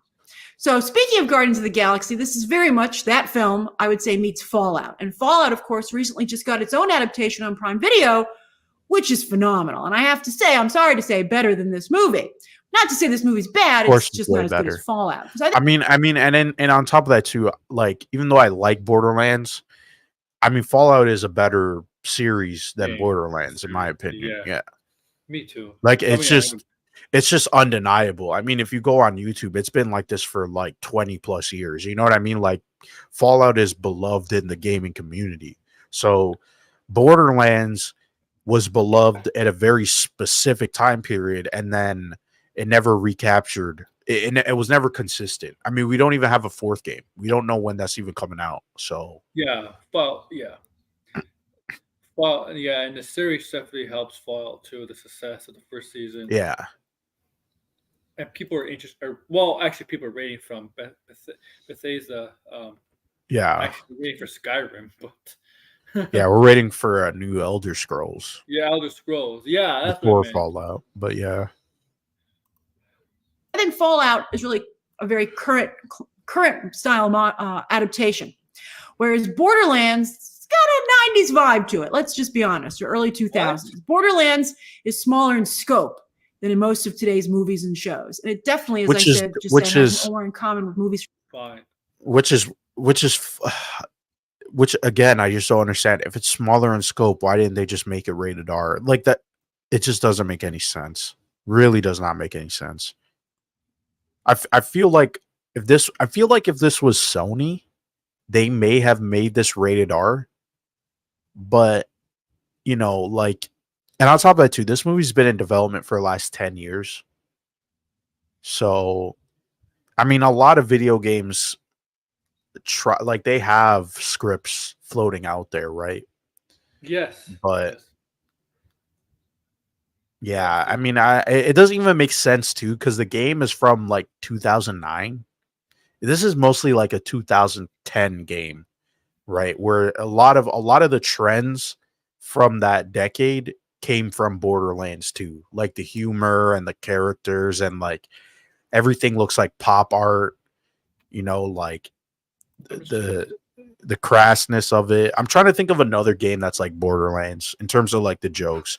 Like the closest is Fallout, but Fallout is very different. It's a bit like again, the Bethesda games are kind of sillier than like New Vegas or Fallout 1 and 2, but it's not the same as Borderlands. Like Borderlands has like a very like almost like gross out kind of humor. And that's another thing too, is like the villains in this, like it doesn't make any sense. It's like this is not like the game at all. Like the villains or the bosses you fight, they're like oddball characters. Like, oh yeah, this is another thing too. Again, because it's kind of like Mad Max, right? In this game, there's a lot of, and again, excuse my language, but for the joke, there's a lot of midgets in the game, right? Lots of midgets. Midgets get ran over, they get blown up, they get shot, they get dragged and killed. Like, there's just midgets everywhere in the game, right? Bosses. Yeah, I can see why they wouldn't do all that in the movie. But the thing is, that's so much of the spirit of the game. You know what I mean? Like, just like after, like, you should look up, or I should send you the. Maybe I should just pull it up here myself and screen it. Peter Dinklage is. But we're gonna have to mute it. Hold on, because I think there's music, copyrighted music. I'll mute it. Just we're not looking at the music here. Let me just look it up. Peter Dinklage is not happy about this. We do not condone The music though for the opening. It's great. Like, this is like, let me share this. Just share this for me. Hold on. Okay. All right, Red. All right. See you later, Red. No, you stay here, Red. Play and stay here. What? Okay, I shared it here. Listen and play like I do. I listen to people. So again, I muted it. Oh. Yeah. But you could. Okay, hold on. Why is it not playing? Okay, you could see right here. You got Handsome Jack, right? And he's like advertising the Vault Dwellers. This mutt is in the game. These like mutt little things, and they're just, you shoot these things and you kill them. But here, this is like sets the tone, right? Because this opening, this is not the style of the movie at all, right? It's not even the same. But you can see here, then he gets ran over. And then the chain, like, this is the sense of humor that the game has, right? Very like sadistic. It's not like Fallout. It's dark, but this is more like sadistic kind of humor. So he gets ran over, and you see this midget, right? Watch what happens to this midget here. So he's slamming the people and stuff. But there's and the midgets too, they always are like giggling and laughing and doing all this weird shit, right? So he's kicking up his legs, slamming the thing. It's very silly, right? Yeah. And then bang, they all just fucking die. Right? And they're all flying and stuff, right? The thing gets toppled over. And this is the beginning of the second game. This is how it starts, right? And it is, you see the humor, but then you also see, yeah, right? They're all getting, it's nothing like, there's nothing like this in the movie at all, right? And then you see, Borderlands 2. And then they cut to the characters who you could play as, right? You'll see this in a moment. So you come down, here's Handsome Jack again. So these are all the characters you could play as, right? And then they added some DLC characters. But and then they shoot up. And the music they chose for this, it's a really good song, but it fits the game, right? Because it's like, oh damn, what is it? Oh, it's the Short Change Hero. So it's like the song is playing and it's talking about, I'm not a hero, and it's like an anti-hero song, right? Because that's what they are. They're like anti-heroes. They're selfish pricks, right? But they end up doing it out of their heart to save the day, right? It's not about the gold and the treasure. It's about saving the people in the ending, right? And I'm guessing that's like in the movie too, because again, I didn't finish it, but it's cool, right? And also too, another thing about the game is they have these character title cards, right? That was another thing that they didn't do in the movie. Hold on, let me see if I could get one here. Oh shit, is this even okay? Let's skip it. Like this, right? And they're shooting up the place. It's all in slow motion and the music's playing, right? These robots, I don't think they're in the movie. But you see the title cards and stuff. Mm-hmm. And so you get a sense of like the characters' abilities, how they're going to play in the gameplay. And this is all just like, this is way better storytelling than the fucking movie itself. You know what I mean? Like the visuals, the tone is set. It establishes the characters, like the humor of it all, the like how like gory and very like sadistic it is, right? But none of that is in the fucking movie, you know? So, and you can see people here, even see myself here. This had more soul and heart than the entire Borderlands movie. That's what I typed, right? This You got Google some, Girls anime project. yeah, There it you go. would. It would, because it's like, oh, look, here's a comparison. So let's look at this. Like, again, like, she doesn't even have the tattoo. To be fair, I don't think she gets the siren tattoos until the second game. So because yeah, like Kate Blanchett doesn't even have the tattoo. She doesn't even have the eyes, the siren eyes, She looks so right? bad in that. Oh, Yeah, like yes. totally. Like again, this is supposed to be Oh yeah, he's jacked. he's jacked, he's like significant, like he's dating also Lilith, right? But yeah, he doesn't fit the character at all. Tiny Tina is like, she has her own game, right? She's a prominent character who comes back always. Um, but again, she's not like the Oh my. actress. No offense to her, it doesn't fit, right? Oh yeah, and this is like again, yeah, Wait, this is what I was talking about. Like, what the heck is this? she doesn't even look anything alike. No, but look That's at this. This look fake? Like this looks like that's not her. yeah. That's not her guns right there. That like something about this in the movie, it looked like silicone, like fake, fake Yeah. guns. I was like, what the hell? Doesn't it look like the character at all? Like I forgot that this is who she was playing. Right? Claptrap. Like Claptrap looks pretty accurate. I mean, you can't really fuck that up, but Blackjack or Blackjack. Jack Black Black, active for the game. Blackjack, that's what he should just be fucking, he should just put that on the credits.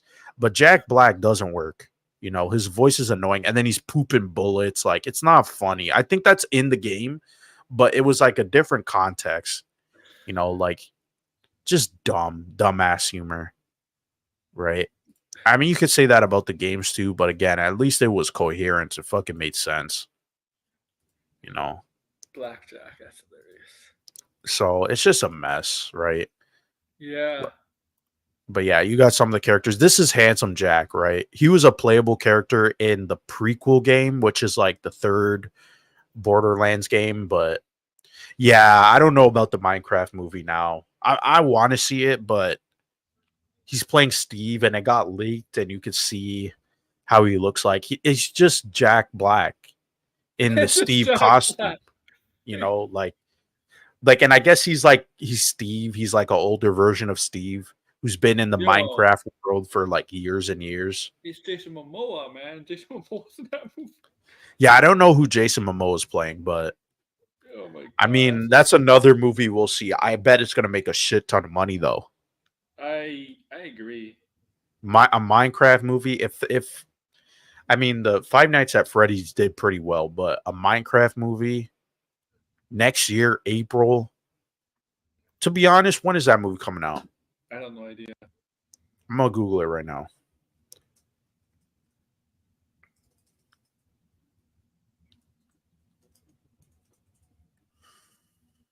April 4th. Because I was gonna say if this comes out like 2 weeks in front of Thunderbolts, they're fucked. Marvel's fucked. Because this is Minecraft. The Minecraft movie is gonna be way more successful. And who's making it? Warner Brothers. Warner So Brothers. Warner Brothers. I don't know who's producing this movie, but if this movie, the Minecraft movie, if it has a crazy marketing campaign, I mean, this is going to be probably my craziest prediction, okay? But I think the Minecraft movie has a high chance of making $1 billion. Oh, that's a hot take. I think it has a high chance. If this movie is good, which I don't know if it's going to be good, right? The guy who's directing it, okay, it's interesting. The guy who's directing it, he did Napoleon Dynamite. Yeah. So that's interesting. People love that as a small Yeah. example. The writers, do not to Libre. The writers also, yeah, the first guy he did Napoleon Dynamite. It kind of fits too. The humor, I think, will fit with the Minecraft movie potentially. But if this movie, I'm telling you, if this movie is good, if I was Warner Brothers, I would push this back just to fuck over Marvel. That's what I would do. Because I mean, this could do some serious damage here. Okay, You know what? You know what film would do damage? Fortnite. Fortnite would do damage. Yes, massive. Fortnite damage. would do damage. Yes. Yeah. Just I we'll see. We'll see how it plays out. But Minecraft is so big. You know, it's still relevant 15 years later. But it's not as big as Fortnite is now. Like well, the thing is, Minecraft. Let's see how many. Fortnite. I mean, who knows how many copies? But also, too, you got to remember this is another thing you got to remember. Minecraft is the second best-selling game of all time. It sold 300 million copies. 300 million copies. One game, obviously on multiple platforms, but one game, 300 million copies. And remember, this is a 15-year-old game. People my age grew up with Minecraft. They still play Minecraft. So there's going to be people. Yeah, there's going to be older people. There's going to be young kids because they still play Minecraft. This is why I say this movie has a high chance of making $1 billion. A high chance. Not only that, Minecraft has done crossovers, just like Fortnite. Tons of crossovers. So, you know, if the Minecraft movie does make money, we're going to have to clip this. So, you know, just in case, you know, because I want to make sure at least I can predict movies making money. Okay. The good thing blinded Pinbar's not here to gamble. He says he's done gambling. Yeah, this is the one I feel like this could make some serious money if it's good. Yeah. If it's not good, I don't think it will make as much money. It'll still make money, but we'll see. I mean, yeah, I know people. A Fortnite movie will also make tons of money whenever they make it. I have young cousins who play Fortnite all the time. But you know who's going to make that movie? It's going to be Disney. Disney's going to make that movie. Yeah, Disney. They saw it. Game movies, right? They made Prince of Persia, and that was it. Oh shit! But I think Disney really wants to make that Fortnite so movie. They could put the Marvel characters in it. If they put the Marvel characters, if they put all the characters in it, and if it's like Ready Player One, that movie's gonna make so much fucking money. It's gonna be unbelievable. It has to be animation, right? Yeah. Right? Yeah. Can't be live. PG-13 animation. That's what it has to be. Yeah. Yeah. Like this is gonna make ungodly amount of money. I'm just waiting. I'm just waiting for when it's gonna be announced. They're gonna make a Fortnite movie. Because that's happening. Next 2 to 3 years. Yeah. It's happening. They got to do it. They got to do it as fast as possible. I don't know who. The thing is, if it's animated, who would animate it from Disney? That's another thing too. Good point. Should we finish the Grace? I mean, sure. Let's just finish it. Let's stop sharing this. The Grace. Through the 90s or 2000s.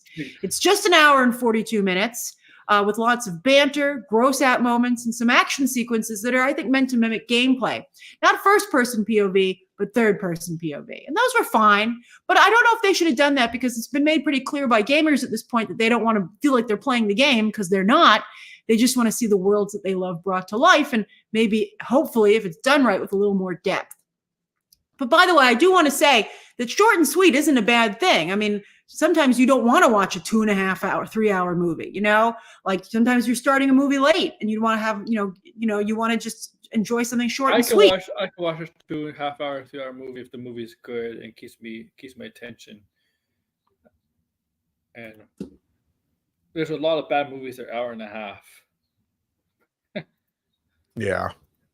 And in that regard, I think that's another and thing. I'll say this. Most movies that are shorter are probably more bad. Are more in the bad category. Like 1 hour and a half movies are probably more in the bad category. I say the best movies are usually the 2 hour mark movies, the 2 hour movies. Right. Yeah. All right. The hell happened to the browser? Whatever. Right. I'll be right back. Oh, it did it again? Yeah. Uh-oh. It only does it on Google Chrome for some reason. Fuck I'll be Chrome. right back. Yeah. Fuck the Chrome.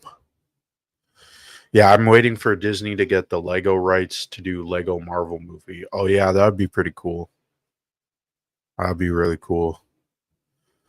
I mean, we need a new Lego Marvel game too. It's been a while. I would like to see like a Lego X-Men. That would be pretty cool. Speaking of games, we were talking about that last night, right? So that'd be nice to see. We should be back by now. Why is it taking so long? There, I'm back. Okay, here he is. Well, Just fill in the air. Oh, CATE Exposed just did a video. Oh, did he? Yeah. Oh, John. Yo, you know that joke that I sent you? I know it was fucked up, but Campia Exposed should take my joke. Remember what I sent you today? Yeah. About because John Campia went to Disneyland. He said he was never. Should I say this on air? This is gonna get me canceled. What? This could get me canceled. The joke. Yeah, well, it's gonna get all of us canceled. And it's good because of me. So, okay, well, prepare yourself, folks. This is obviously offensive. Okay, so you know how today, unfortunately, it came out that Disney there's a lawsuit being involved with Disney because a woman passed away and the husband is now trying to sue Disney because she passed away from an allergy related death because she ate at Disneyland, right? That was a bad recap, but it was pretty disturbing stuff, right? But on my timeline on Threads, I saw John Campia and his wife at Disneyland. And I thought he was never gonna go. Yeah, even though he said he was never going to go back there, but I said, "Hey, John, maybe you should have bring your wife to Disneyland because look at what just happened, right? The guy just lost his wife." I know it's so fucked up. It's so fucked up. You're gonna get me canceled, man. But it was like, I'm like, John, didn't you just see the news? Don't go to Disneyland. Don't go to Disneyland. They're killing people's wives, man. Is that the same law? Is that the lawsuit? I'm sorry, Sideways. It was just like, is that the same lawsuit where Disney wants the lawsuit to be dismissed because the guy? Oh yeah, like I said, I explained it poorly, but yeah, they're trying to dismiss the lawsuit because can't even talk. The lawsuit because I'm sorry. Because, and it's so fucked up because the guy did a Disney Plus free trial, which how was it worded? Like it basically meant that, because you signed the terms of agreements, you can't sue Disney, which is beyond fucked. Okay, beyond fucked. So you're saying if I go to Disneyland and if they're fucking guilty of killing me, my family can't sue them? Like, what the fuck? Like, this isn't, if you think about it, this is crazy, but this is also Disney, right? Disney has done some fucked up shit. Hey, Robert Downey Jr., you heard that? You probably have Disney Plus for free, but if you die on set, I don't think your wife could sue Disney. I mean, nobody at this point, nobody can sue Disney. That's what they're trying to say. So if you're Yeah. saying if Bob Iger shoots me in the face, I like we can't sue for that. Like, you know what I mean? Like, that's just insane. Well, Bob Iger. Well, the thing is, Bob Iger be in prison though. But the thing is, it's the story's so messed up though. It's like they're at a restaurant. They Yeah. kept asking the waitress, "Hey," or waiter, Allergies, right? Yeah. "Hey, yeah," like because like she's allergic. The woman was allergic to milk and nuts, and They it's kept like, yeah, I ask the mean, waiter like what's in milk it. is almost in everything. You know what I Yeah. mean? Like, so they really like, and then I seen some people try to also say like, oh well, the restaurant where she died at, it's not owned by Disney, but it's still on Disneyland, and they are suing Disney, and Disney is making it an excuse as well. So I think they should go to court. I think Disney should get sued up the ass because this is another fucked up shit they do at Disneyland. Just settle with the family. Just settle with them. This doesn't need to I, be. you know about this, Aaron. You know, maybe even Sideway knows about this. Who knows? Well, let's just say it.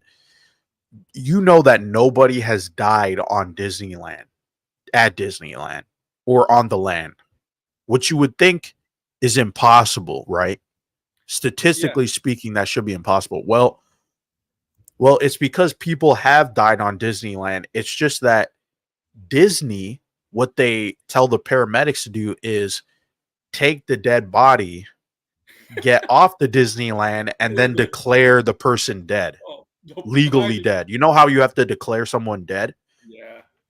That's the most darkest fucked up shit I've ever heard. Whoa, That you gotta wait until someone and to declare someone's death, so Disney isn't held responsible. So That's fucked.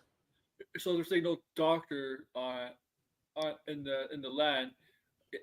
Well, the doctor at Disneyland can't declare. He's not going to declare someone dead until the paramedics get that person off the land, and then they will declare it. That's what I'm saying. That this is beyond fucked. So, John, don't bring your wife to Disneyland. That's the moral of the story. Okay, John, if you're listening out there, I know you must hate me now, but hey, it's the truth. I know for a fact every actor who works for Marvel gets Disney Plus for free, right? They get it for free, right? But if they die on a movie set, I hope not. Obviously, I don't want any of them to die. Yeah. God forbid none of this happens. Just think of other cats sue Disney because they get Disney Plus for free. Yeah, like this is ridiculous. I mean, yeah, we all like Disney. I went to Disneyland as a kid. It was cool, but Disney World, not that. But the one I went to Disneyland in Orlando. Oh, sorry, that's World. Sorry, yeah. I always get them mixed up. Yeah, but Disneyland is in LA. Yeah, Disney World is in World is Orlando. Okay, that's so stupid in my opinion because the Orlando's the original one, right? No, I think LA is. I thought it was Orlando was the original one. No, I'm pretty sure LA was original because Walt Disney Studios was in LA. Then when Walt Disney wanted to do it LA a theme park, I think he started off. Hold on, because I remember going. Okay, hold on. Let me Google and see. Because when you go to Disney World, I thought they tell you somewhere that this is like the first. Pretty sure Disneyland's I'll just type what first. came. I'm pretty sure Disneyland's first. Yeah, you're right. As Disneyland came first. Yeah, it makes sense because movie studios, right? Movie studios in LA, and Walt Disney, obviously, right? It makes sense. Yeah, then Disneyland, and then like in 1955, and then 16 years later, Walt Disneyland came out. So I didn't know that. I heard World actually was the better one. Well, I always thought World was the better one. I mean, that's the only one I went to, but they made this big deal about it being bigger, and there's all this other stuff to it. So, when I hear Disneyland, I I just think of the Florida park. Like I don't even think about the LA park. Man, I never been to LA. I kind of want to go to LA at least once, but I know how hectic it's gonna be because like Yeah. the traffic and all that. Um, I I also think we can don't want to run into, I don't want to get into a car accident from a runaway Tesla with John Campia driving it either. or like a Kristen Harloff or like Robert Barber that way. Yeah, I don't want to meet some of these crazies down there in LA cuz I really think it's not the homeless crackheads who are the people we got to worry about. It's Well, the John Campias and I the tell you one thing, Jared LA, Leto's and the Los Angeles people will never last in the eastern part of North America because New Yorkers, Boston people, Washington people, Philadelphia people, Baltimore, they're like tough in your face people. LA people are more laid back, right? They're more laid back, right? They're kind of like more welcoming. yeah. The LA people, I like. They're not meant for this world. I got to be No, honest. They're not meant for this world.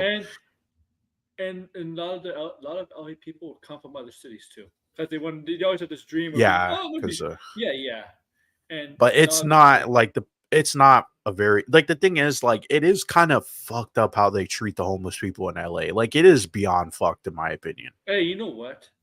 This LA has a bunch of millionaires and billionaires. They could literally end homeless by just giving each homeless person $1 million.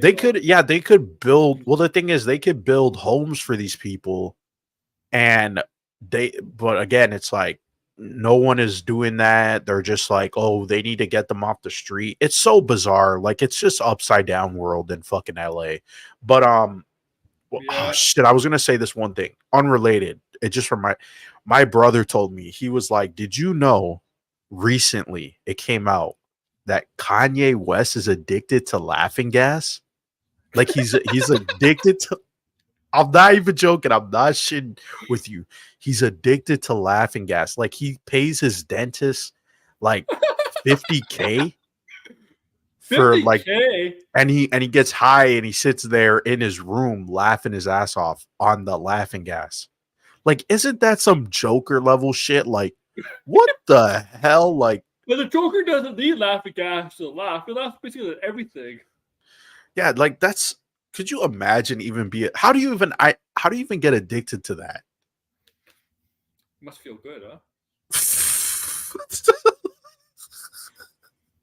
Like that's just fucked.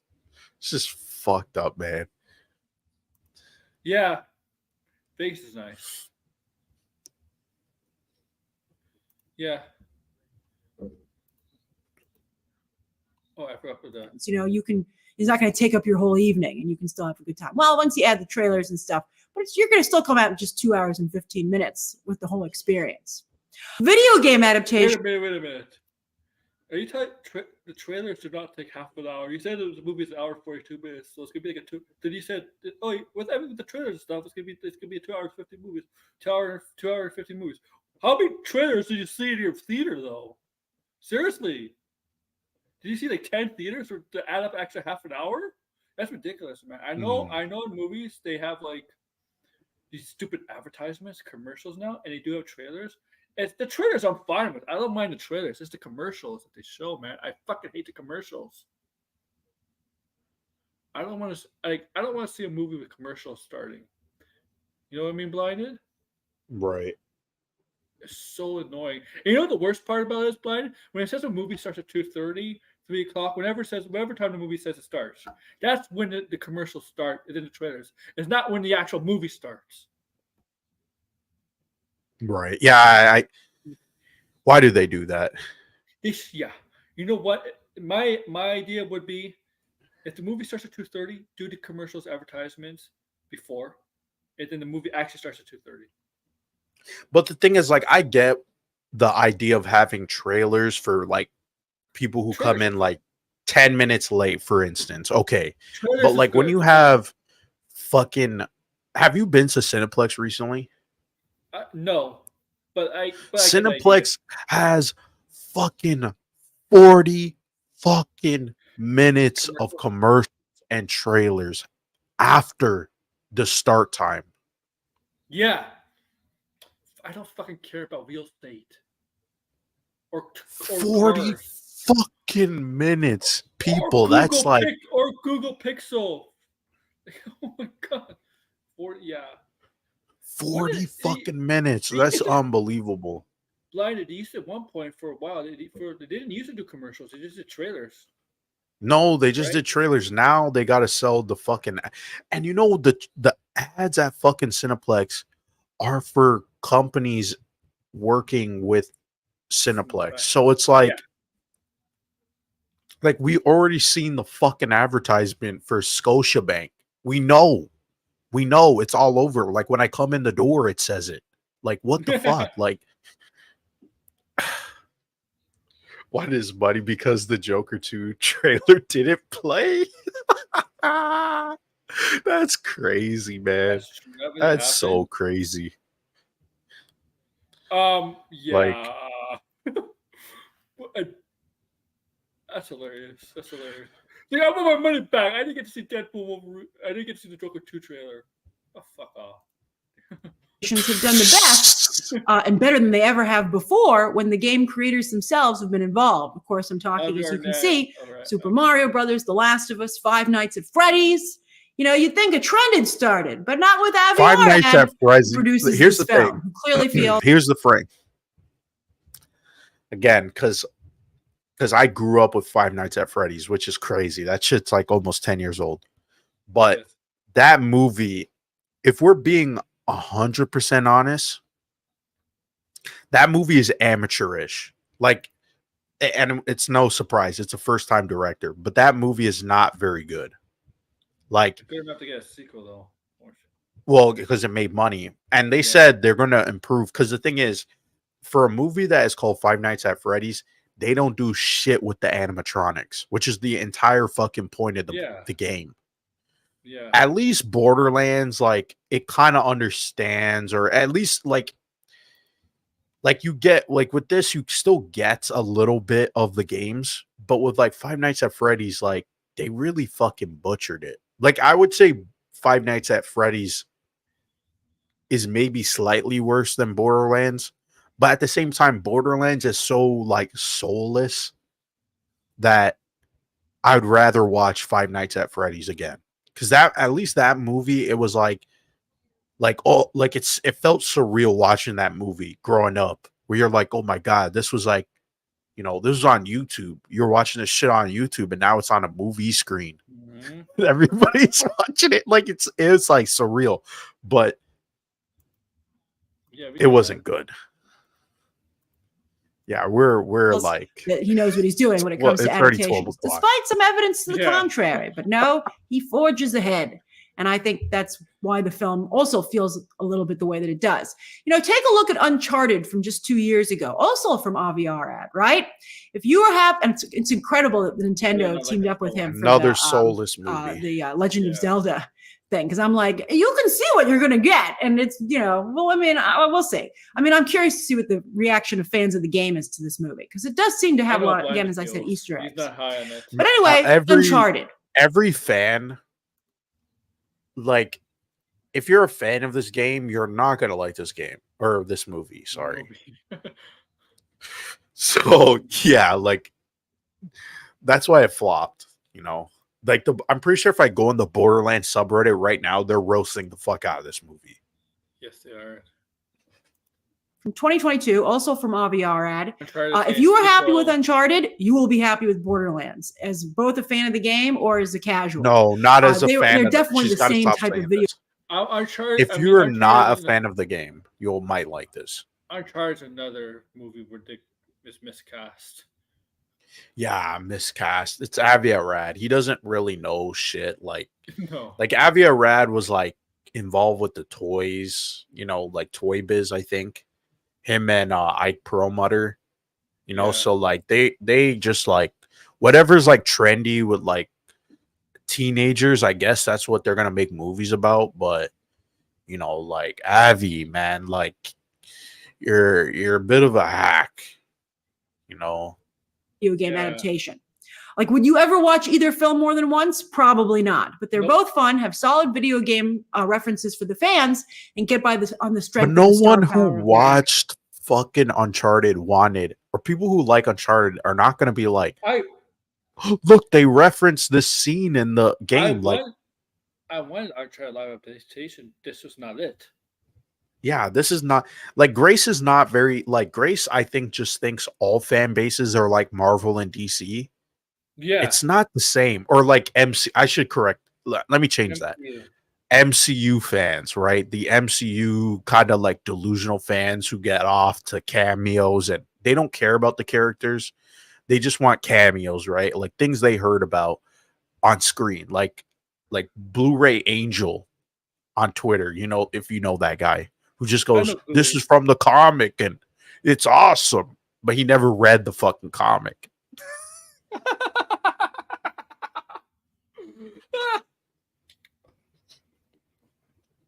Oh my god. You still hear me? Yeah, I Hello? can still hear you. Okay. That's good. Sorry about that. characters.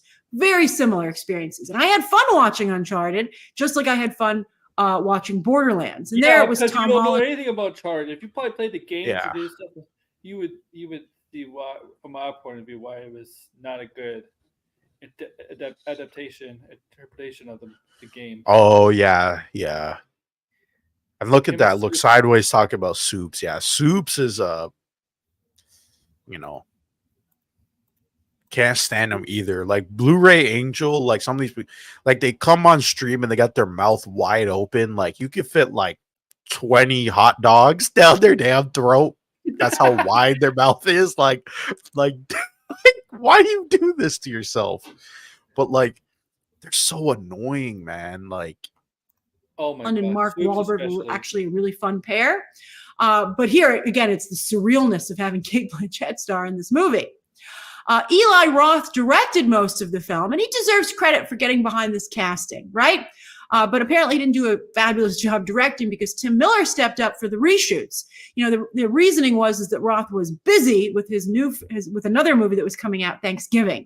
Nobody's that busy. So, but at least it allowed Roth, I guess, to maintain his dignity. But I don't think that the film, the finished product, not has really. the His signature name's style all of over this movie. Mm-hmm.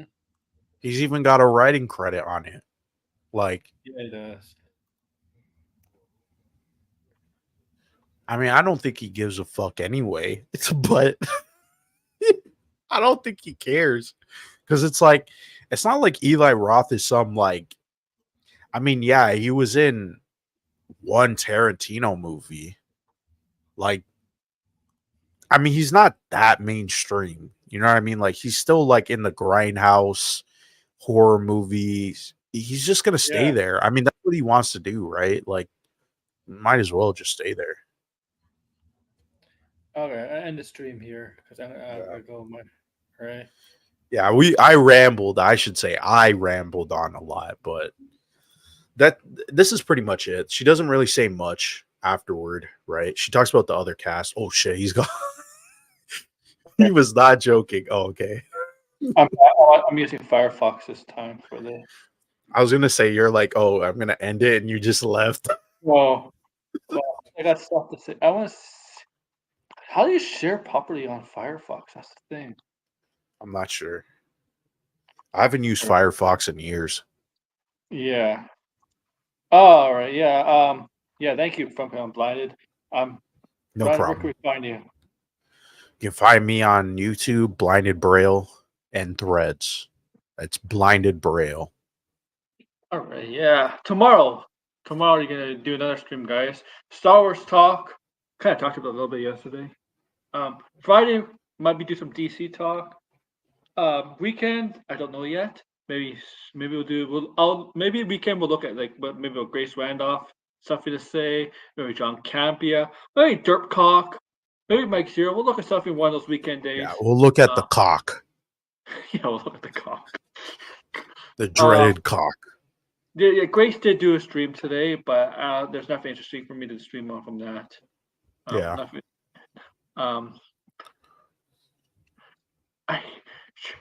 think I want to do John Campia again, like, because there's stuff that you could do. You could do a couple segments of John Campia on one stream, because he does those Yeah, you trim out definitely can. videos.